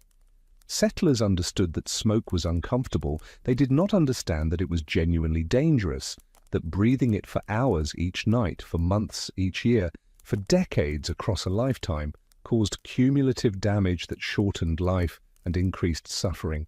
Different woods produced different smoke. Pine, abundant and easy to burn, created smoke rich in resins and volatile compounds. Oak burned cleaner, but was harder to ignite and split. Cedar, when available, was prized for its pleasant scent, though its smoke was no less harmful. Settlers made choices based on availability, ease of processing, and heat output, with no knowledge of the health implications. The very design of frontier life maximized exposure. Work during the day took settlers outside into clean air, but nights were spent entirely indoors in the smokiest conditions. The people who stayed inside longest, women, children, the elderly, were exactly those who suffered most from respiratory ailments and mysterious weakness. Gender differences in frontier mortality show this pattern. Women died younger than men, on average, despite men's exposure to greater physical danger through hunting, logging, and travel. Women spent more time in the cabin, especially in winter, breathing more smoke and carbon monoxide. Their bodies bore the cumulative burden. Indigenous peoples of North America had developed different housing strategies over thousands of years of adaptation. The wigwam, with its smoke hole at the apex and its conical shape, created natural draft that pulled smoke upward efficiently. The longhouse, despite housing multiple families, was designed with ventilation in mind. Smoke holes positioned strategically, ability to adjust openings based on wind direction. Some settler accounts mention observing Native American dwellings and noting how clean the air inside seemed compared to their own cabins. But this observation rarely led to changes in construction. The cabin design was familiar, traditional, tied to cultural identity in ways that made adaptation difficult. And many settlers regarded indigenous knowledge with suspicion or contempt, unwilling to learn from people they considered inferior. This refusal to adapt, to learn from those who had centuries of experience with the local environment, cost lives. But it was not simple stubbornness. Cultural transplantation is never easy. People under stress cling to familiar patterns, even when those patterns no longer serve them well. There were some innovations, gradual improvements in cabin design as settlers gained experience.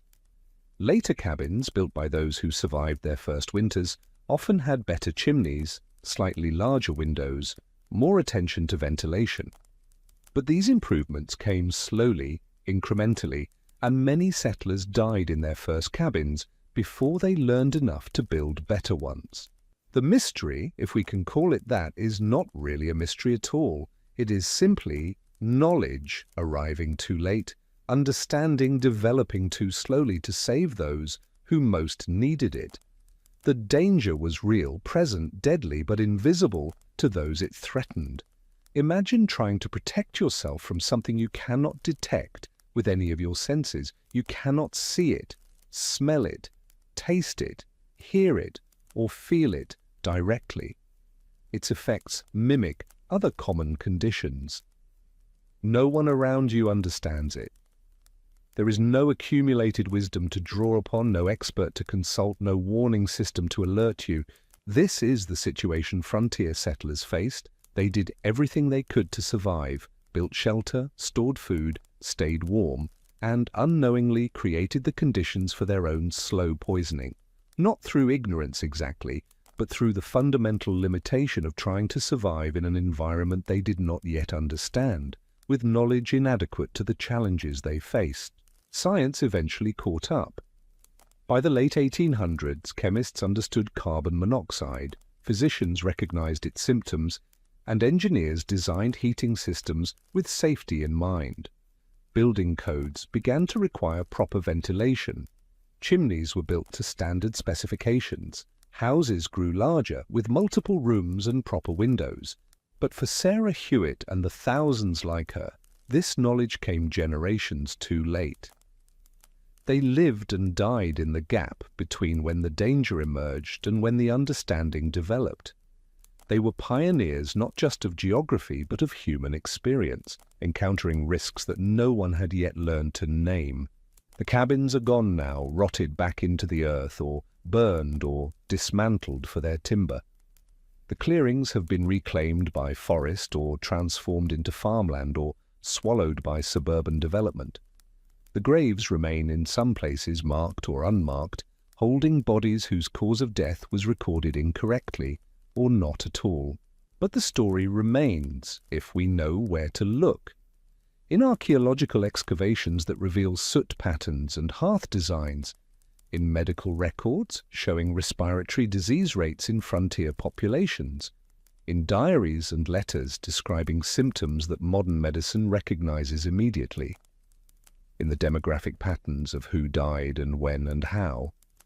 The cabin was supposed to be safety, and it was against the cold, against the immediate dangers of winter exposure. But it was also danger, quiet and persistent, present in every breath taken during the long, sealed nights of winter. This paradox sits at the heart of so much human experience, that our solutions create new problems, that our protections carry their own risks, that survival in one arena requires accepting vulnerability in another. The frontier settlers understood this better than most. They knew that every choice involved trade-offs, that perfect safety was impossible, that life required courage precisely because danger could never be fully eliminated. What they could not have known was that the choice they made, warmth over cold, sealed cabin over frozen night, carried a cost they could not see, measure, or avoid. They paid that cost in headaches and fatigue, in respiratory illness and shortened lives, in children who died quietly in their sleep, and elders who weakened through the winter and never recovered. They paid it because they had no alternative. They paid it because the knowledge that might have saved them did not yet exist. They paid it because survival always demands payment, and sometimes the currency is invisible until the debt comes due. The fire burns in the hearth as it must. The smoke rises as it always has. The cabin grows warm, and outside the wind howls, and inside the family breathes deeply and settles into sleep. And in that sleep, breath by breath, Something is taken from them that they will never know was lost until the accumulation becomes too great to bear. This is the mystery.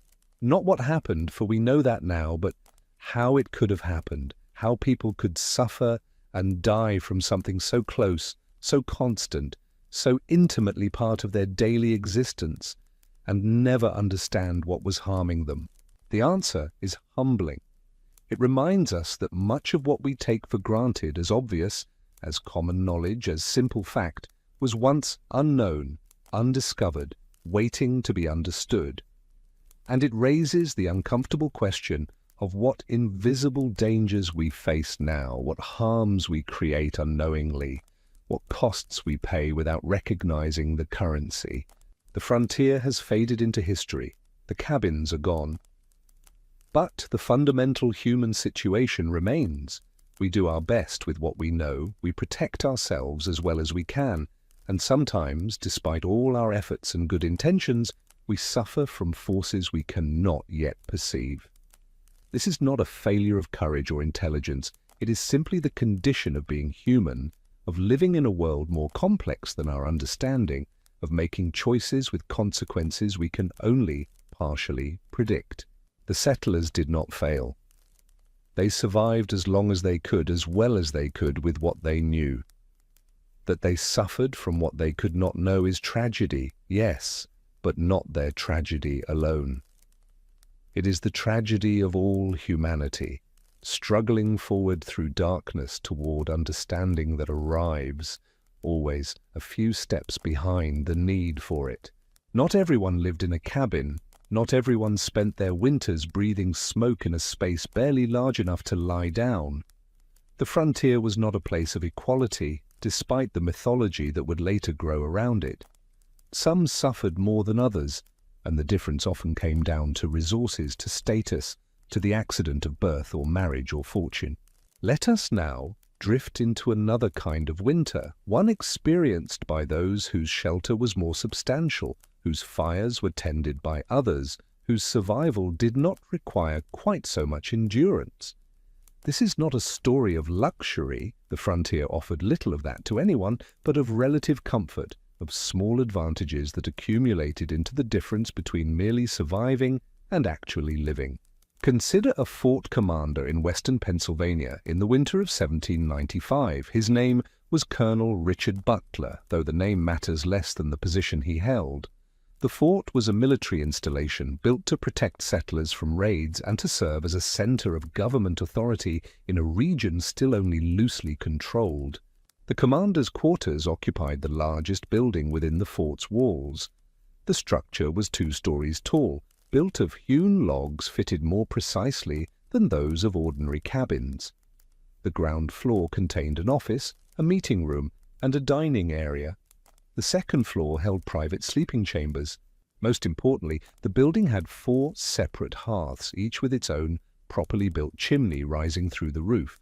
The chimneys were constructed by a stonemason brought from Philadelphia specifically for this purpose, a man who understood draft and draw and the principles of efficient smoke removal.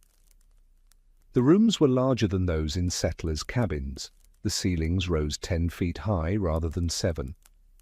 Windows, real windows with glass panes imported at considerable expense, admitted light during the day and could be opened for ventilation when needed.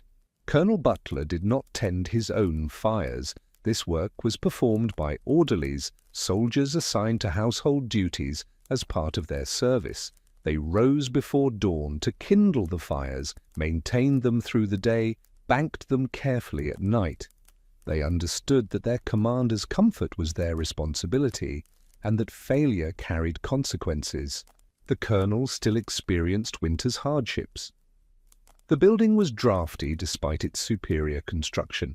Ice formed on the inside of windows overnight. Food was monotonous, supplies limited.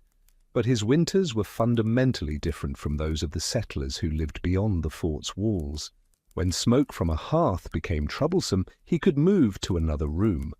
When the air grew thick and stale, he could open a window briefly to clear it, knowing the fire would quickly rewarm the space. When he developed a headache or felt fatigued, He could rest in a properly ventilated sleeping chamber rather than lying in the same smoke-filled space where the fire burned all night. He slept alone or with his wife when she chose to join him at the frontier post. His children, when they visited, had separate chambers. No one's coughing disturbed his sleep. No infant's crying pulled him from rest. He woke when he chose to wake, not when duty or necessity demanded it. The differences were small, individually. A few more feet of space, a properly drawing chimney, the ability to retreat to cleaner air. But these small differences accumulated into a profound advantage in survival. Fort records show that military officers stationed at frontier posts had substantially lower mortality rates than settlers in the surrounding territory. They lived longer, suffered fewer respiratory ailments, recovered more quickly from illness. The official explanation attributed this to better food, to military discipline, to the selection of healthier men for military service. All of these factors contributed, but so did something simpler. They breathed cleaner air. Their shelters, while not perfect, were significantly safer than the cabins where most settlers spent their winters. Consider also the experience of a wealthy merchant's family in Pittsburgh in 1800. Pittsburgh was barely a town then, a collection of perhaps 500 souls clustered where three rivers met. But it was civilization compared to the isolated homesteads stretching west into the wilderness. The merchant, whose name was Samuel Moorhead, lived in a house that would have seemed modest in Philadelphia or New York, but represented substantial comfort on the frontier. The house was built of brick, actual fired brick, transported up the river at considerable cost. It had 6 rooms on 2 floors with proper staircases connecting them. Each main room had its own fireplace, and all the chimneys were built according to specifications drawn up by an architect in Philadelphia. The flues were lined with fired clay tiles, smoothed to reduce friction and improve draft. The openings were sized correctly to prevent smoke from backing up into the rooms. The merchant's wife, Elizabeth, managed a household that included 3 servants, unusual on the frontier, where labor was scarce and expensive. 2 of the servants lived in the house, sleeping in a small room on the ground floor. The third, an elderly woman who did the cooking, came each day from her own small dwelling nearby. When the fires needed tending, the servants did the work. When the chimneys needed sweeping, the merchant hired a man who traveled between the scattered settlements providing this service. When Elizabeth felt unwell, she could retire to her bedchamber while the servants managed the household. The merchant's children, 3 sons and 2 daughters, each had their own beds, though the children shared rooms. They were educated by a tutor, a young man from Maryland, who lived with the family and taught the children reading, writing, mathematics, and the classics. On winter evenings, the family gathered in the parlor, the warmest room in the house. The merchant read by candlelight, newspapers that arrived weeks late, books ordered from the East, ledgers recording his business dealings. His wife did needlework, more decorative than functional, creating pieces that would hang on walls or drape over furniture. The children played quiet games, worked on lessons, listened to their mother read aloud. Sometimes there was music. The eldest daughter played a pianoforte that had been transported from Philadelphia at ruinous expense, arriving with 2 keys damaged and permanently out of tune. This was not luxury, not by the standards of wealthy families in eastern cities, but compared to life in a frontier cabin, it was comfort beyond measure. The rooms were warm but not smoky. The air was breathable. The family had privacy, space, the ability to separate when needed and gather when desired. When illness came, and it did come, for disease respected no class boundaries, the family had resources other settlers lacked. They could afford to call a physician from the fort, though he was not properly trained, merely a former barber surgeon who had learned medicine through apprenticeship. They could afford expensive medicines imported from the East. They could afford to heat multiple rooms, allowing the sick, to rest in clean air, while the rest of the family continued in other spaces. These advantages were not absolute guarantees of survival. The merchant's youngest son died at age 4 from fever. His eldest daughter nearly died giving birth to her first child. The merchant himself suffered from gout and digestive ailments that plagued him for years.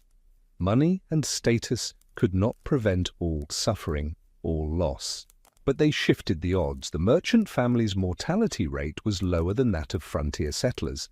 Their children survived infancy at higher rates. They lived longer, healthier lives, with less daily suffering and more capacity to recover from illness or injury. The difference was not primarily about medicine or nutrition, though these played roles. The difference was about environment, about the spaces where they spent their time, about the air they breathed through long winter nights. Elizabeth Moorhead never spent a night in a one-room cabin filled with smoke. She never had to choose between freezing and suffocating. She never tended a fire while her eyes burned and her throat closed. Her winters were uncomfortable, certainly. Cold was cold, and even a brick house lost heat quickly when temperatures dropped far below freezing. But they were not the test of endurance that Sarah Hewitt faced year after year. The irony, of course, is that Elizabeth likely never thought of herself as particularly fortunate. She had left comfort in Philadelphia to follow her husband to the frontier.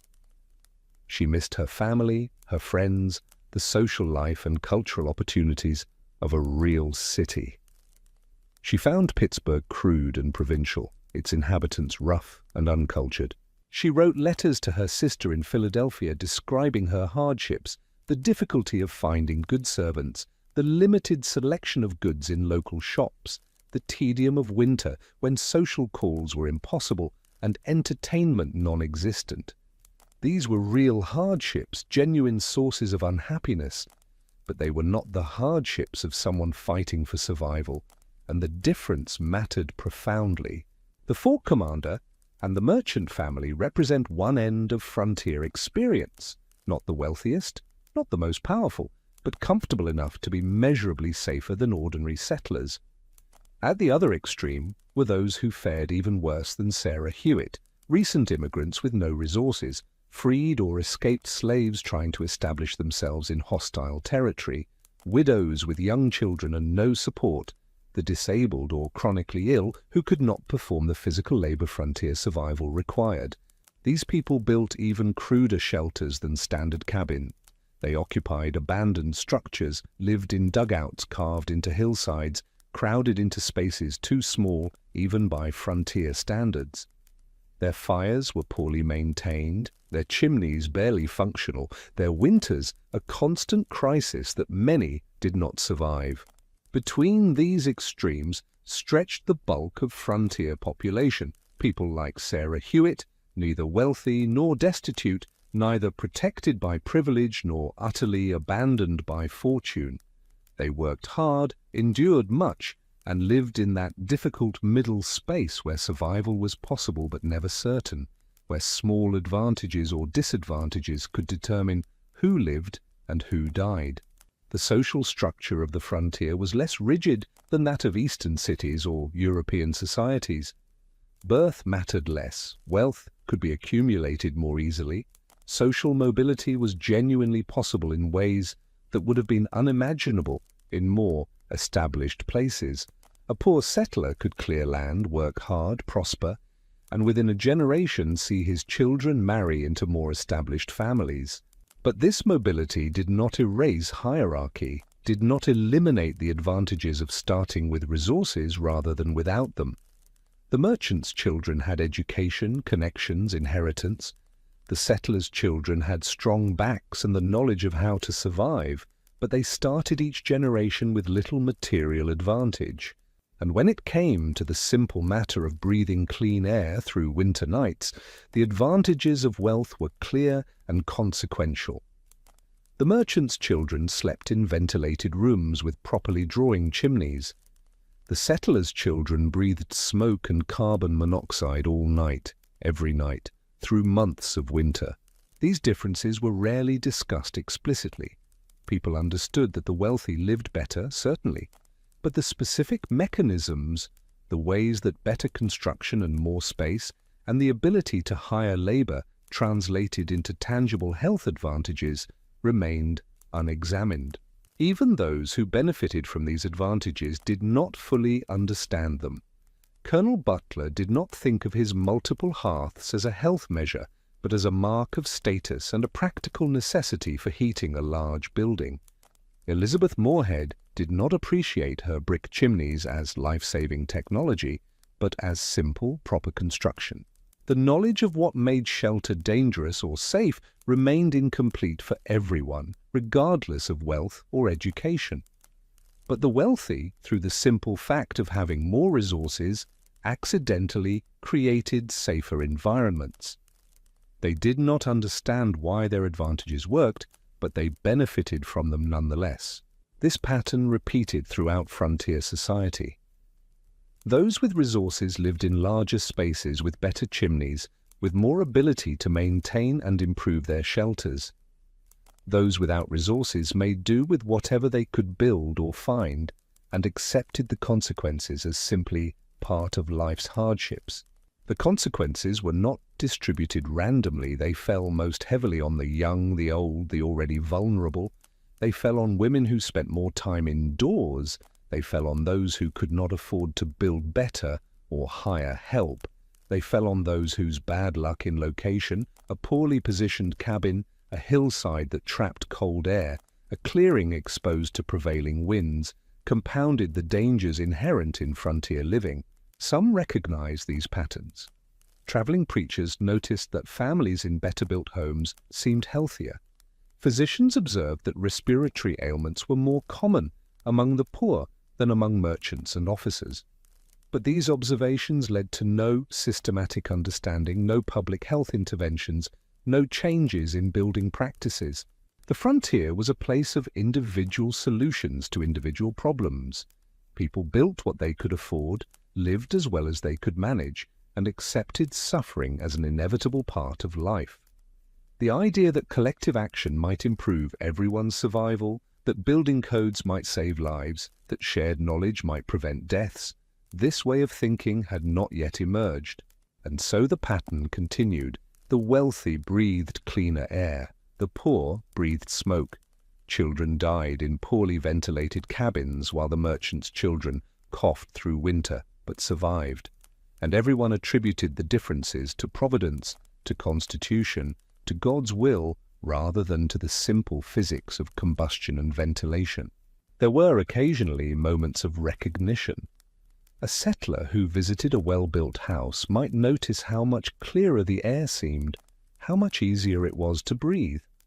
A military officer assigned to visit remote homesteads might be struck by the thickness of smoke in settlers' cabins. But these observations rarely led to action. The settler could not afford to rebuild his cabin to better standards. The officer had no authority to mandate improved construction. The frontier operated on principles of individual responsibility and self-reliance that made collective solutions difficult to imagine or implement. Each family was responsible for its own survival. If they suffered, it was their burden to bear. If they prospered, it was their achievement to celebrate.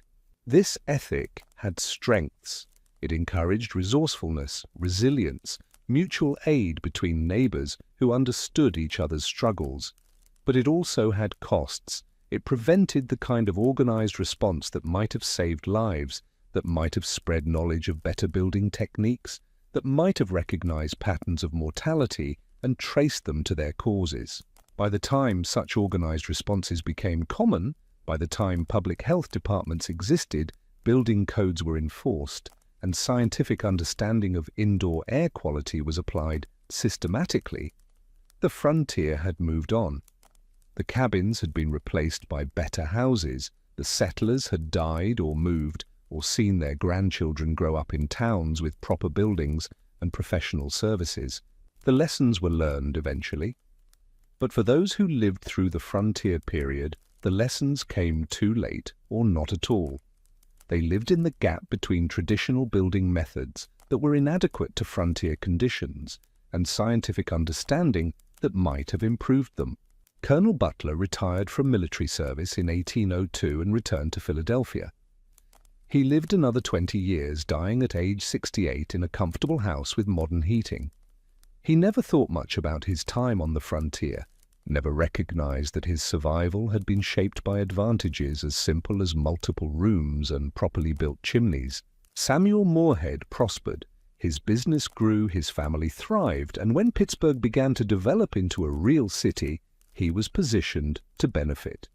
His children married well, his grandchildren had opportunities that would have been unimaginable to frontier settlers just a generation earlier. The brick house stood for 60 years before being torn down to make way for a larger commercial building. Elizabeth Moorhead died in 1831 in her own bed, surrounded by children and grandchildren.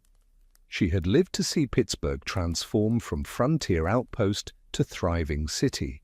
She never knew that her survival had been shaped partly by advantages she took for granted: clean air to breathe, space to retreat when needed, resources to maintain a safe environment. The privilege of breathing clean air in winter seems so small, so basic. But on the frontier, it was privilege nonetheless, distributed unevenly, determining in part who survived and who did not. Not the only factor, certainly. Disease, an accident, and simple bad luck claimed lives regardless of status. But a factor, measurable in mortality rates, visible in demographic patterns, consequential in ways both obvious and subtle. The frontier myth emphasizes equality, the idea that all started equally, that success came from hard work and character rather than advantage.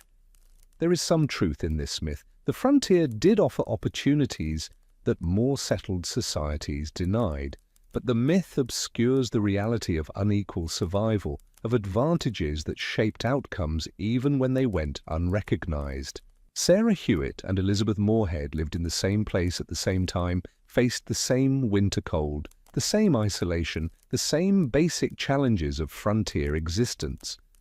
But their experiences were fundamentally different, and those differences had consequences that extended beyond mere comfort into the realm of survival itself. One woman breathed smoke every winter night for 21 years and died at 43. The other breathed cleaner air in larger, better ventilated rooms and lived into her 70s. The difference was not primarily about character, intelligence, or hard work. It was about resources, about the accident of marrying a wealthy merchant rather than a frontier farmer, about advantages so basic they seemed barely worth mentioning. And yet they determined everything. They determined whose children survived infancy. They determined whose lungs filled with fluid and whose remained clear. They determined who grew old and who died young, who thrived and who merely endured.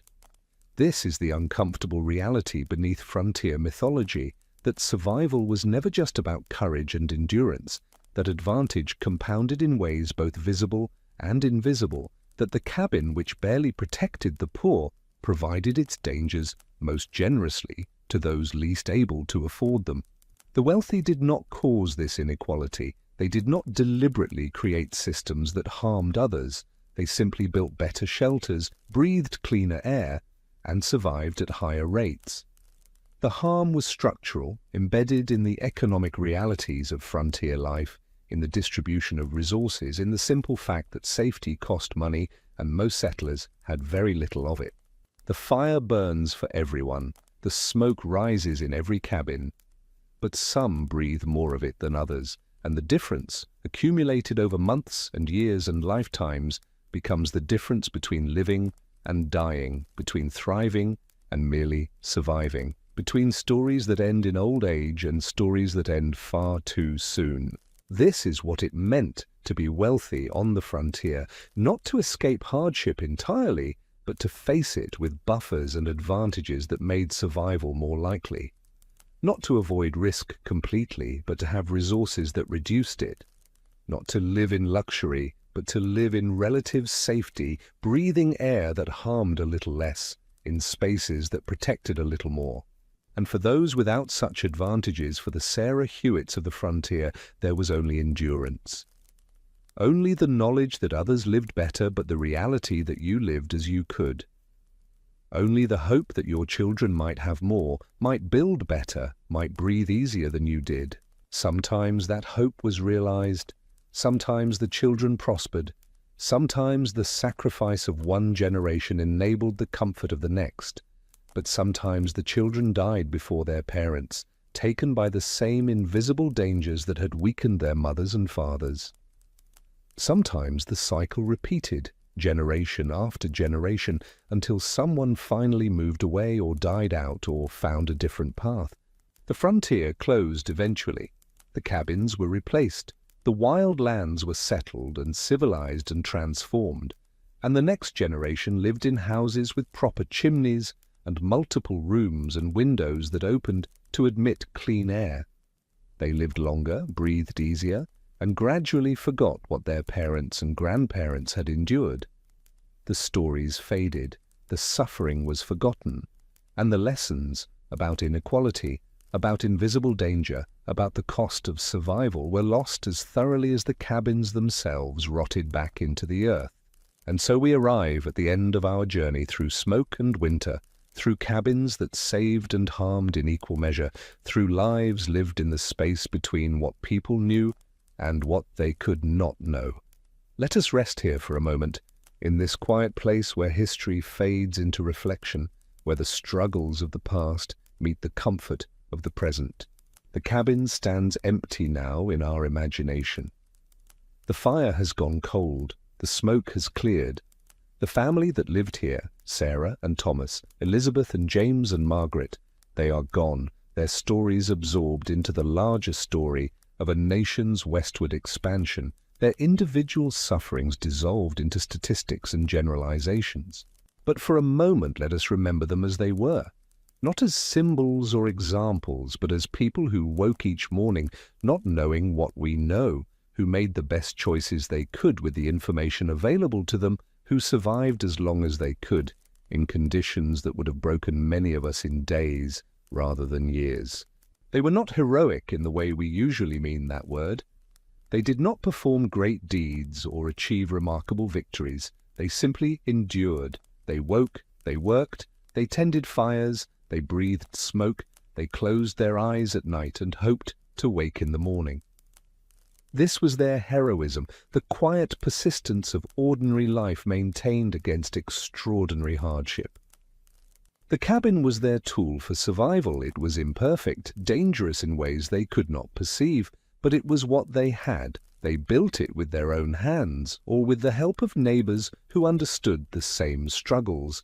They chinked its gaps, maintained its roof, tended its fire with the same care they might tend a living thing, because in a sense it was alive. The difference between survival and death, between warmth and freezing, between having a place in the world and having nothing at all. We who live in the present, in houses with central heating and proper ventilation, with building codes and safety inspections and scientific understanding of indoor air quality, we can perhaps afford to be gentle in our judgment of those who lived without such advantages. They were not foolish. They were not ignorant in any meaningful sense. They simply lived before certain knowledge became available, and they paid the price of that timing with their health, their longevity, their very lives. The smoke that filled their cabins each winter night has long since dispersed. The carbon monoxide that bound to their blood and slowly starved their tissues of oxygen has broken down, returned to the atmosphere, become part of the endlessly cycling elements that make up our world.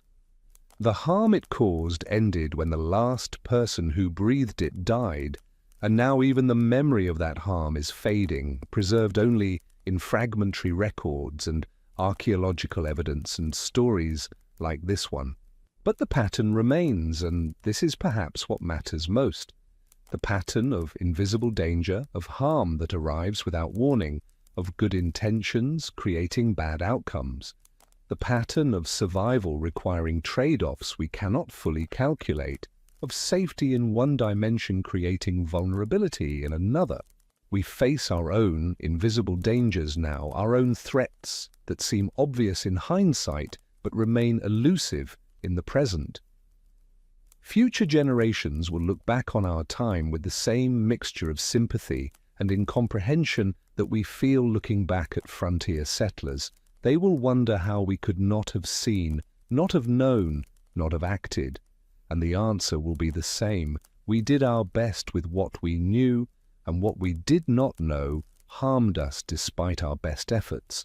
This is not cause for despair, but for humility, for recognition that knowledge is always incomplete, understanding always partial, safety always provisional. We protect ourselves as well as we can, we build the best shelters we can imagine, and we hope that the invisible dangers we cannot yet perceive will not be so severe as to destroy us before we learn to recognize them. The frontier is gone now, transformed so completely that even its geography is difficult to trace beneath highways and suburbs and shopping centers. The forests that once seemed endless have been cut and replanted and cut again. The rivers that were highways for settlers now generate electricity and provide water for cities. The very landscape has been reshaped to suit human needs and desires. And the cabins, those small dark spaces where so much was endured, have vanished. A few survive as museum pieces carefully preserved, cleaned and restored, and made safe for visitors.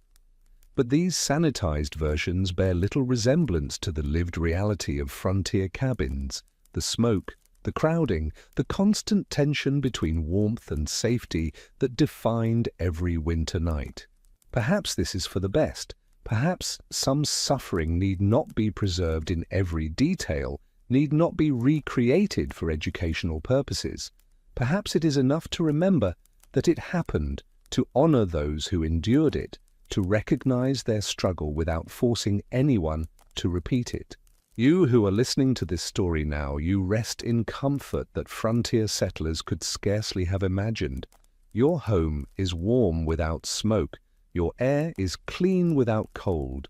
You breathe deeply without fear of invisible harm. Sleep restfully without tending fires. Wake refreshed because your nights are not spent in survival mode. This comfort is not accidental. It was built slowly, incrementally, through the accumulated knowledge of generations. Engineers studied combustion and designed better stoves. Architects learned about ventilation and created buildings that breathed. Physicians identified the symptoms of poisoning and traced them to their sources. Workers installed heating systems and chimneys and maintained them to safety standards. All of this knowledge, all of this infrastructure, all of this casual comfort you enjoy, it rests on a foundation of suffering that came before. The frontier settlers who breathed smoke did not do so in vain. Their suffering, their deaths, their slow accumulation of symptoms eventually led to understanding. Not quickly enough to save them, but eventually, inexorably, the knowledge developed. Medical researchers examined patients with mysterious respiratory ailments and traced the patterns. Chemists analyzed the composition of smoke and identified harmful compounds. Engineers tested chimney designs and determined which drew efficiently and which did not. The understanding grew piece by piece until it reached the point where we can look back and see clearly what was invisible to those who suffered from it. This is perhaps the only redemption available for past suffering, that it teaches, that it informs, that it prevents future suffering by creating knowledge. Sarah Hewitt died without knowing what killed her. But her death, and thousands like it, eventually contributed to an understanding that has saved countless lives since. The cabin that was deadly is now a museum piece, neutered and safe. The smoke that choked is now understood and can be prevented. The invisible gas that poisoned is now named, measured, detected by alarms that sound when concentrations rise above safe levels. We have learned collectively what individuals could not learn in isolation.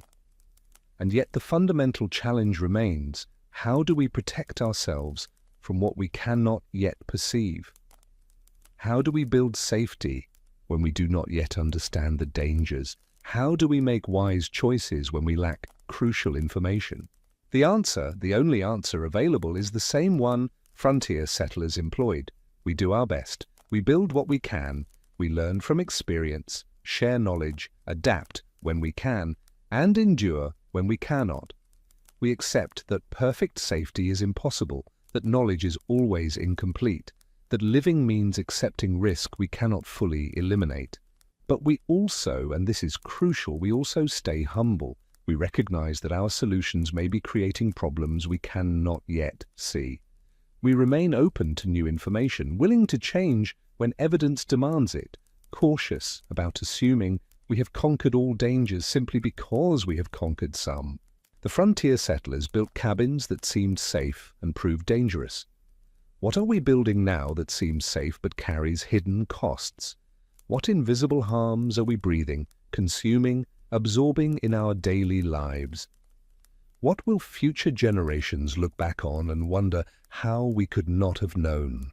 These questions have no comfortable answers, but they are worth asking, worth sitting with, worth allowing to complicate our satisfaction with modern comfort. Not to diminish that comfort, it is real and valuable and hard-won, but to prevent complacency, to maintain the awareness that danger can be invisible, that knowledge is provisional, that vigilance is always necessary. The night grows late now, the story is nearly complete. Outside your window, perhaps the world is dark and quiet, or perhaps it is morning where you are, light just beginning to illuminate familiar spaces. Either way, you are safe in ways that frontier settlers were not. Your shelter protects without harming. Your warmth comes clean. Your air carries oxygen and nothing else of consequence. Let yourself feel gratitude for this, not as virtue, but as simple recognition of advantage. You have inherited the accumulated knowledge of generations. You benefit from their suffering, their learning, their slow, painful progress toward understanding. This is not something to feel guilty about. You did not cause their suffering. You cannot undo it.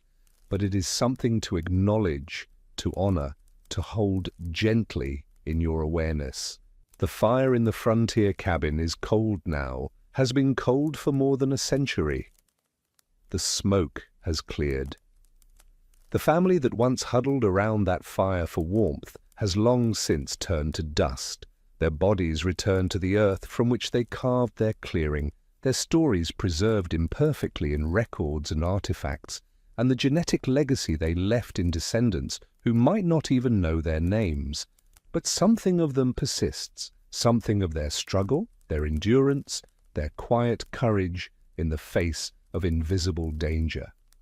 It persists in the knowledge that grew from their suffering, in the buildings we construct with better understanding, in the safety standards we enforce to prevent what they could not prevent. It persists also in the recognition that we are not so different from them. We face our own invisible dangers. We make our own imperfect choices. We build our own shelters and hope they protect us, accepting that we may be harmed by what we cannot yet perceive.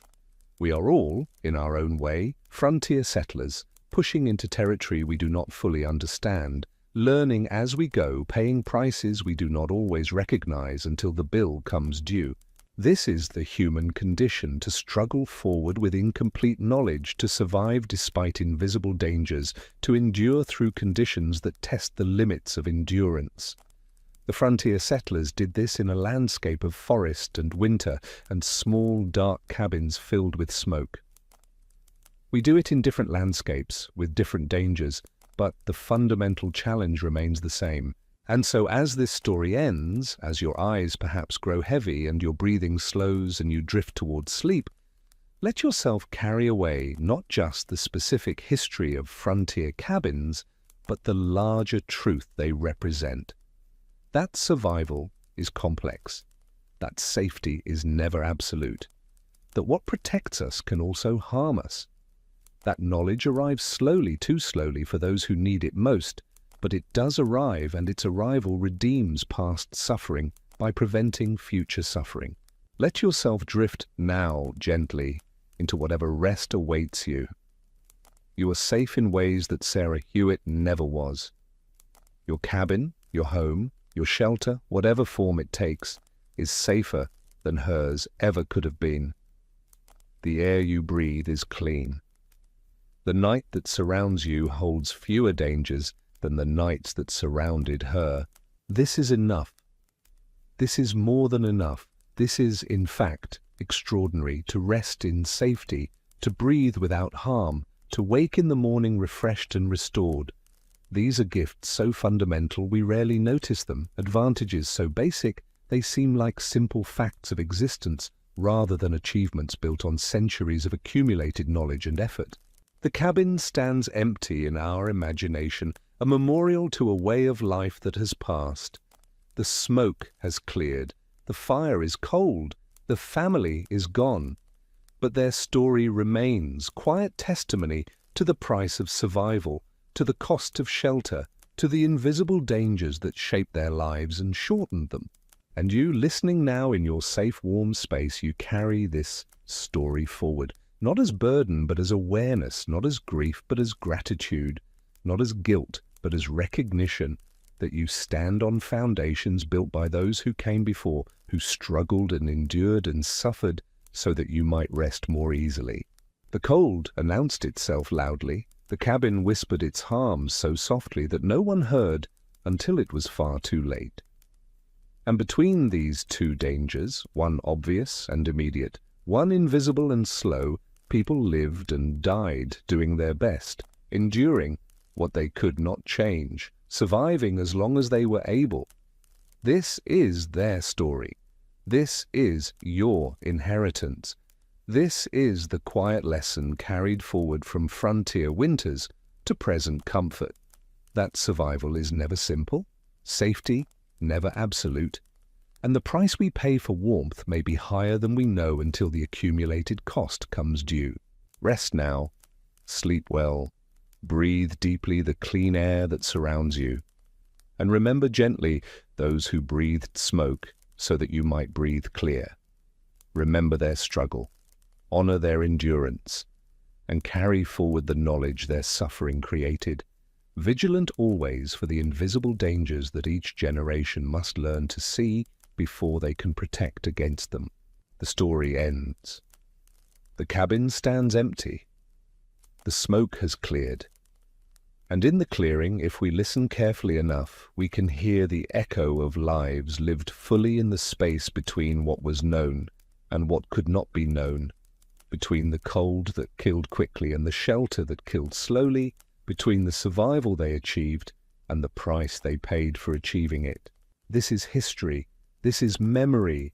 This is the quiet voice of the past speaking to the present, asking not for grief, but for recognition, not for guilt, but for humility, not for answers, but for better questions as we build our own shelters, face our own winters, breathe our own air, and hope that what we cannot see will not harm us more than we can bear.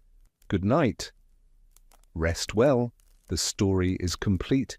The journey through smoke and winter has ended, and you are safe here, now, in this moment, protected by knowledge that arrived too late for some, but arrived nonetheless, carrying forward the hard-won understanding that makes your rest possible and your breathing easy and your winter nights warm without smoke. Sleep now. The cabin is far behind us. The cold cannot reach you here.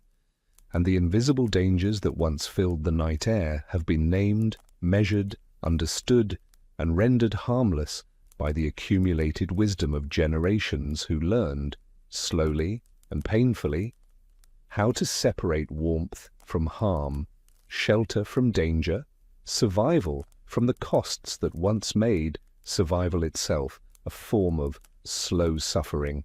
The fire burns no more, the smoke has cleared, the story rests, and so can you.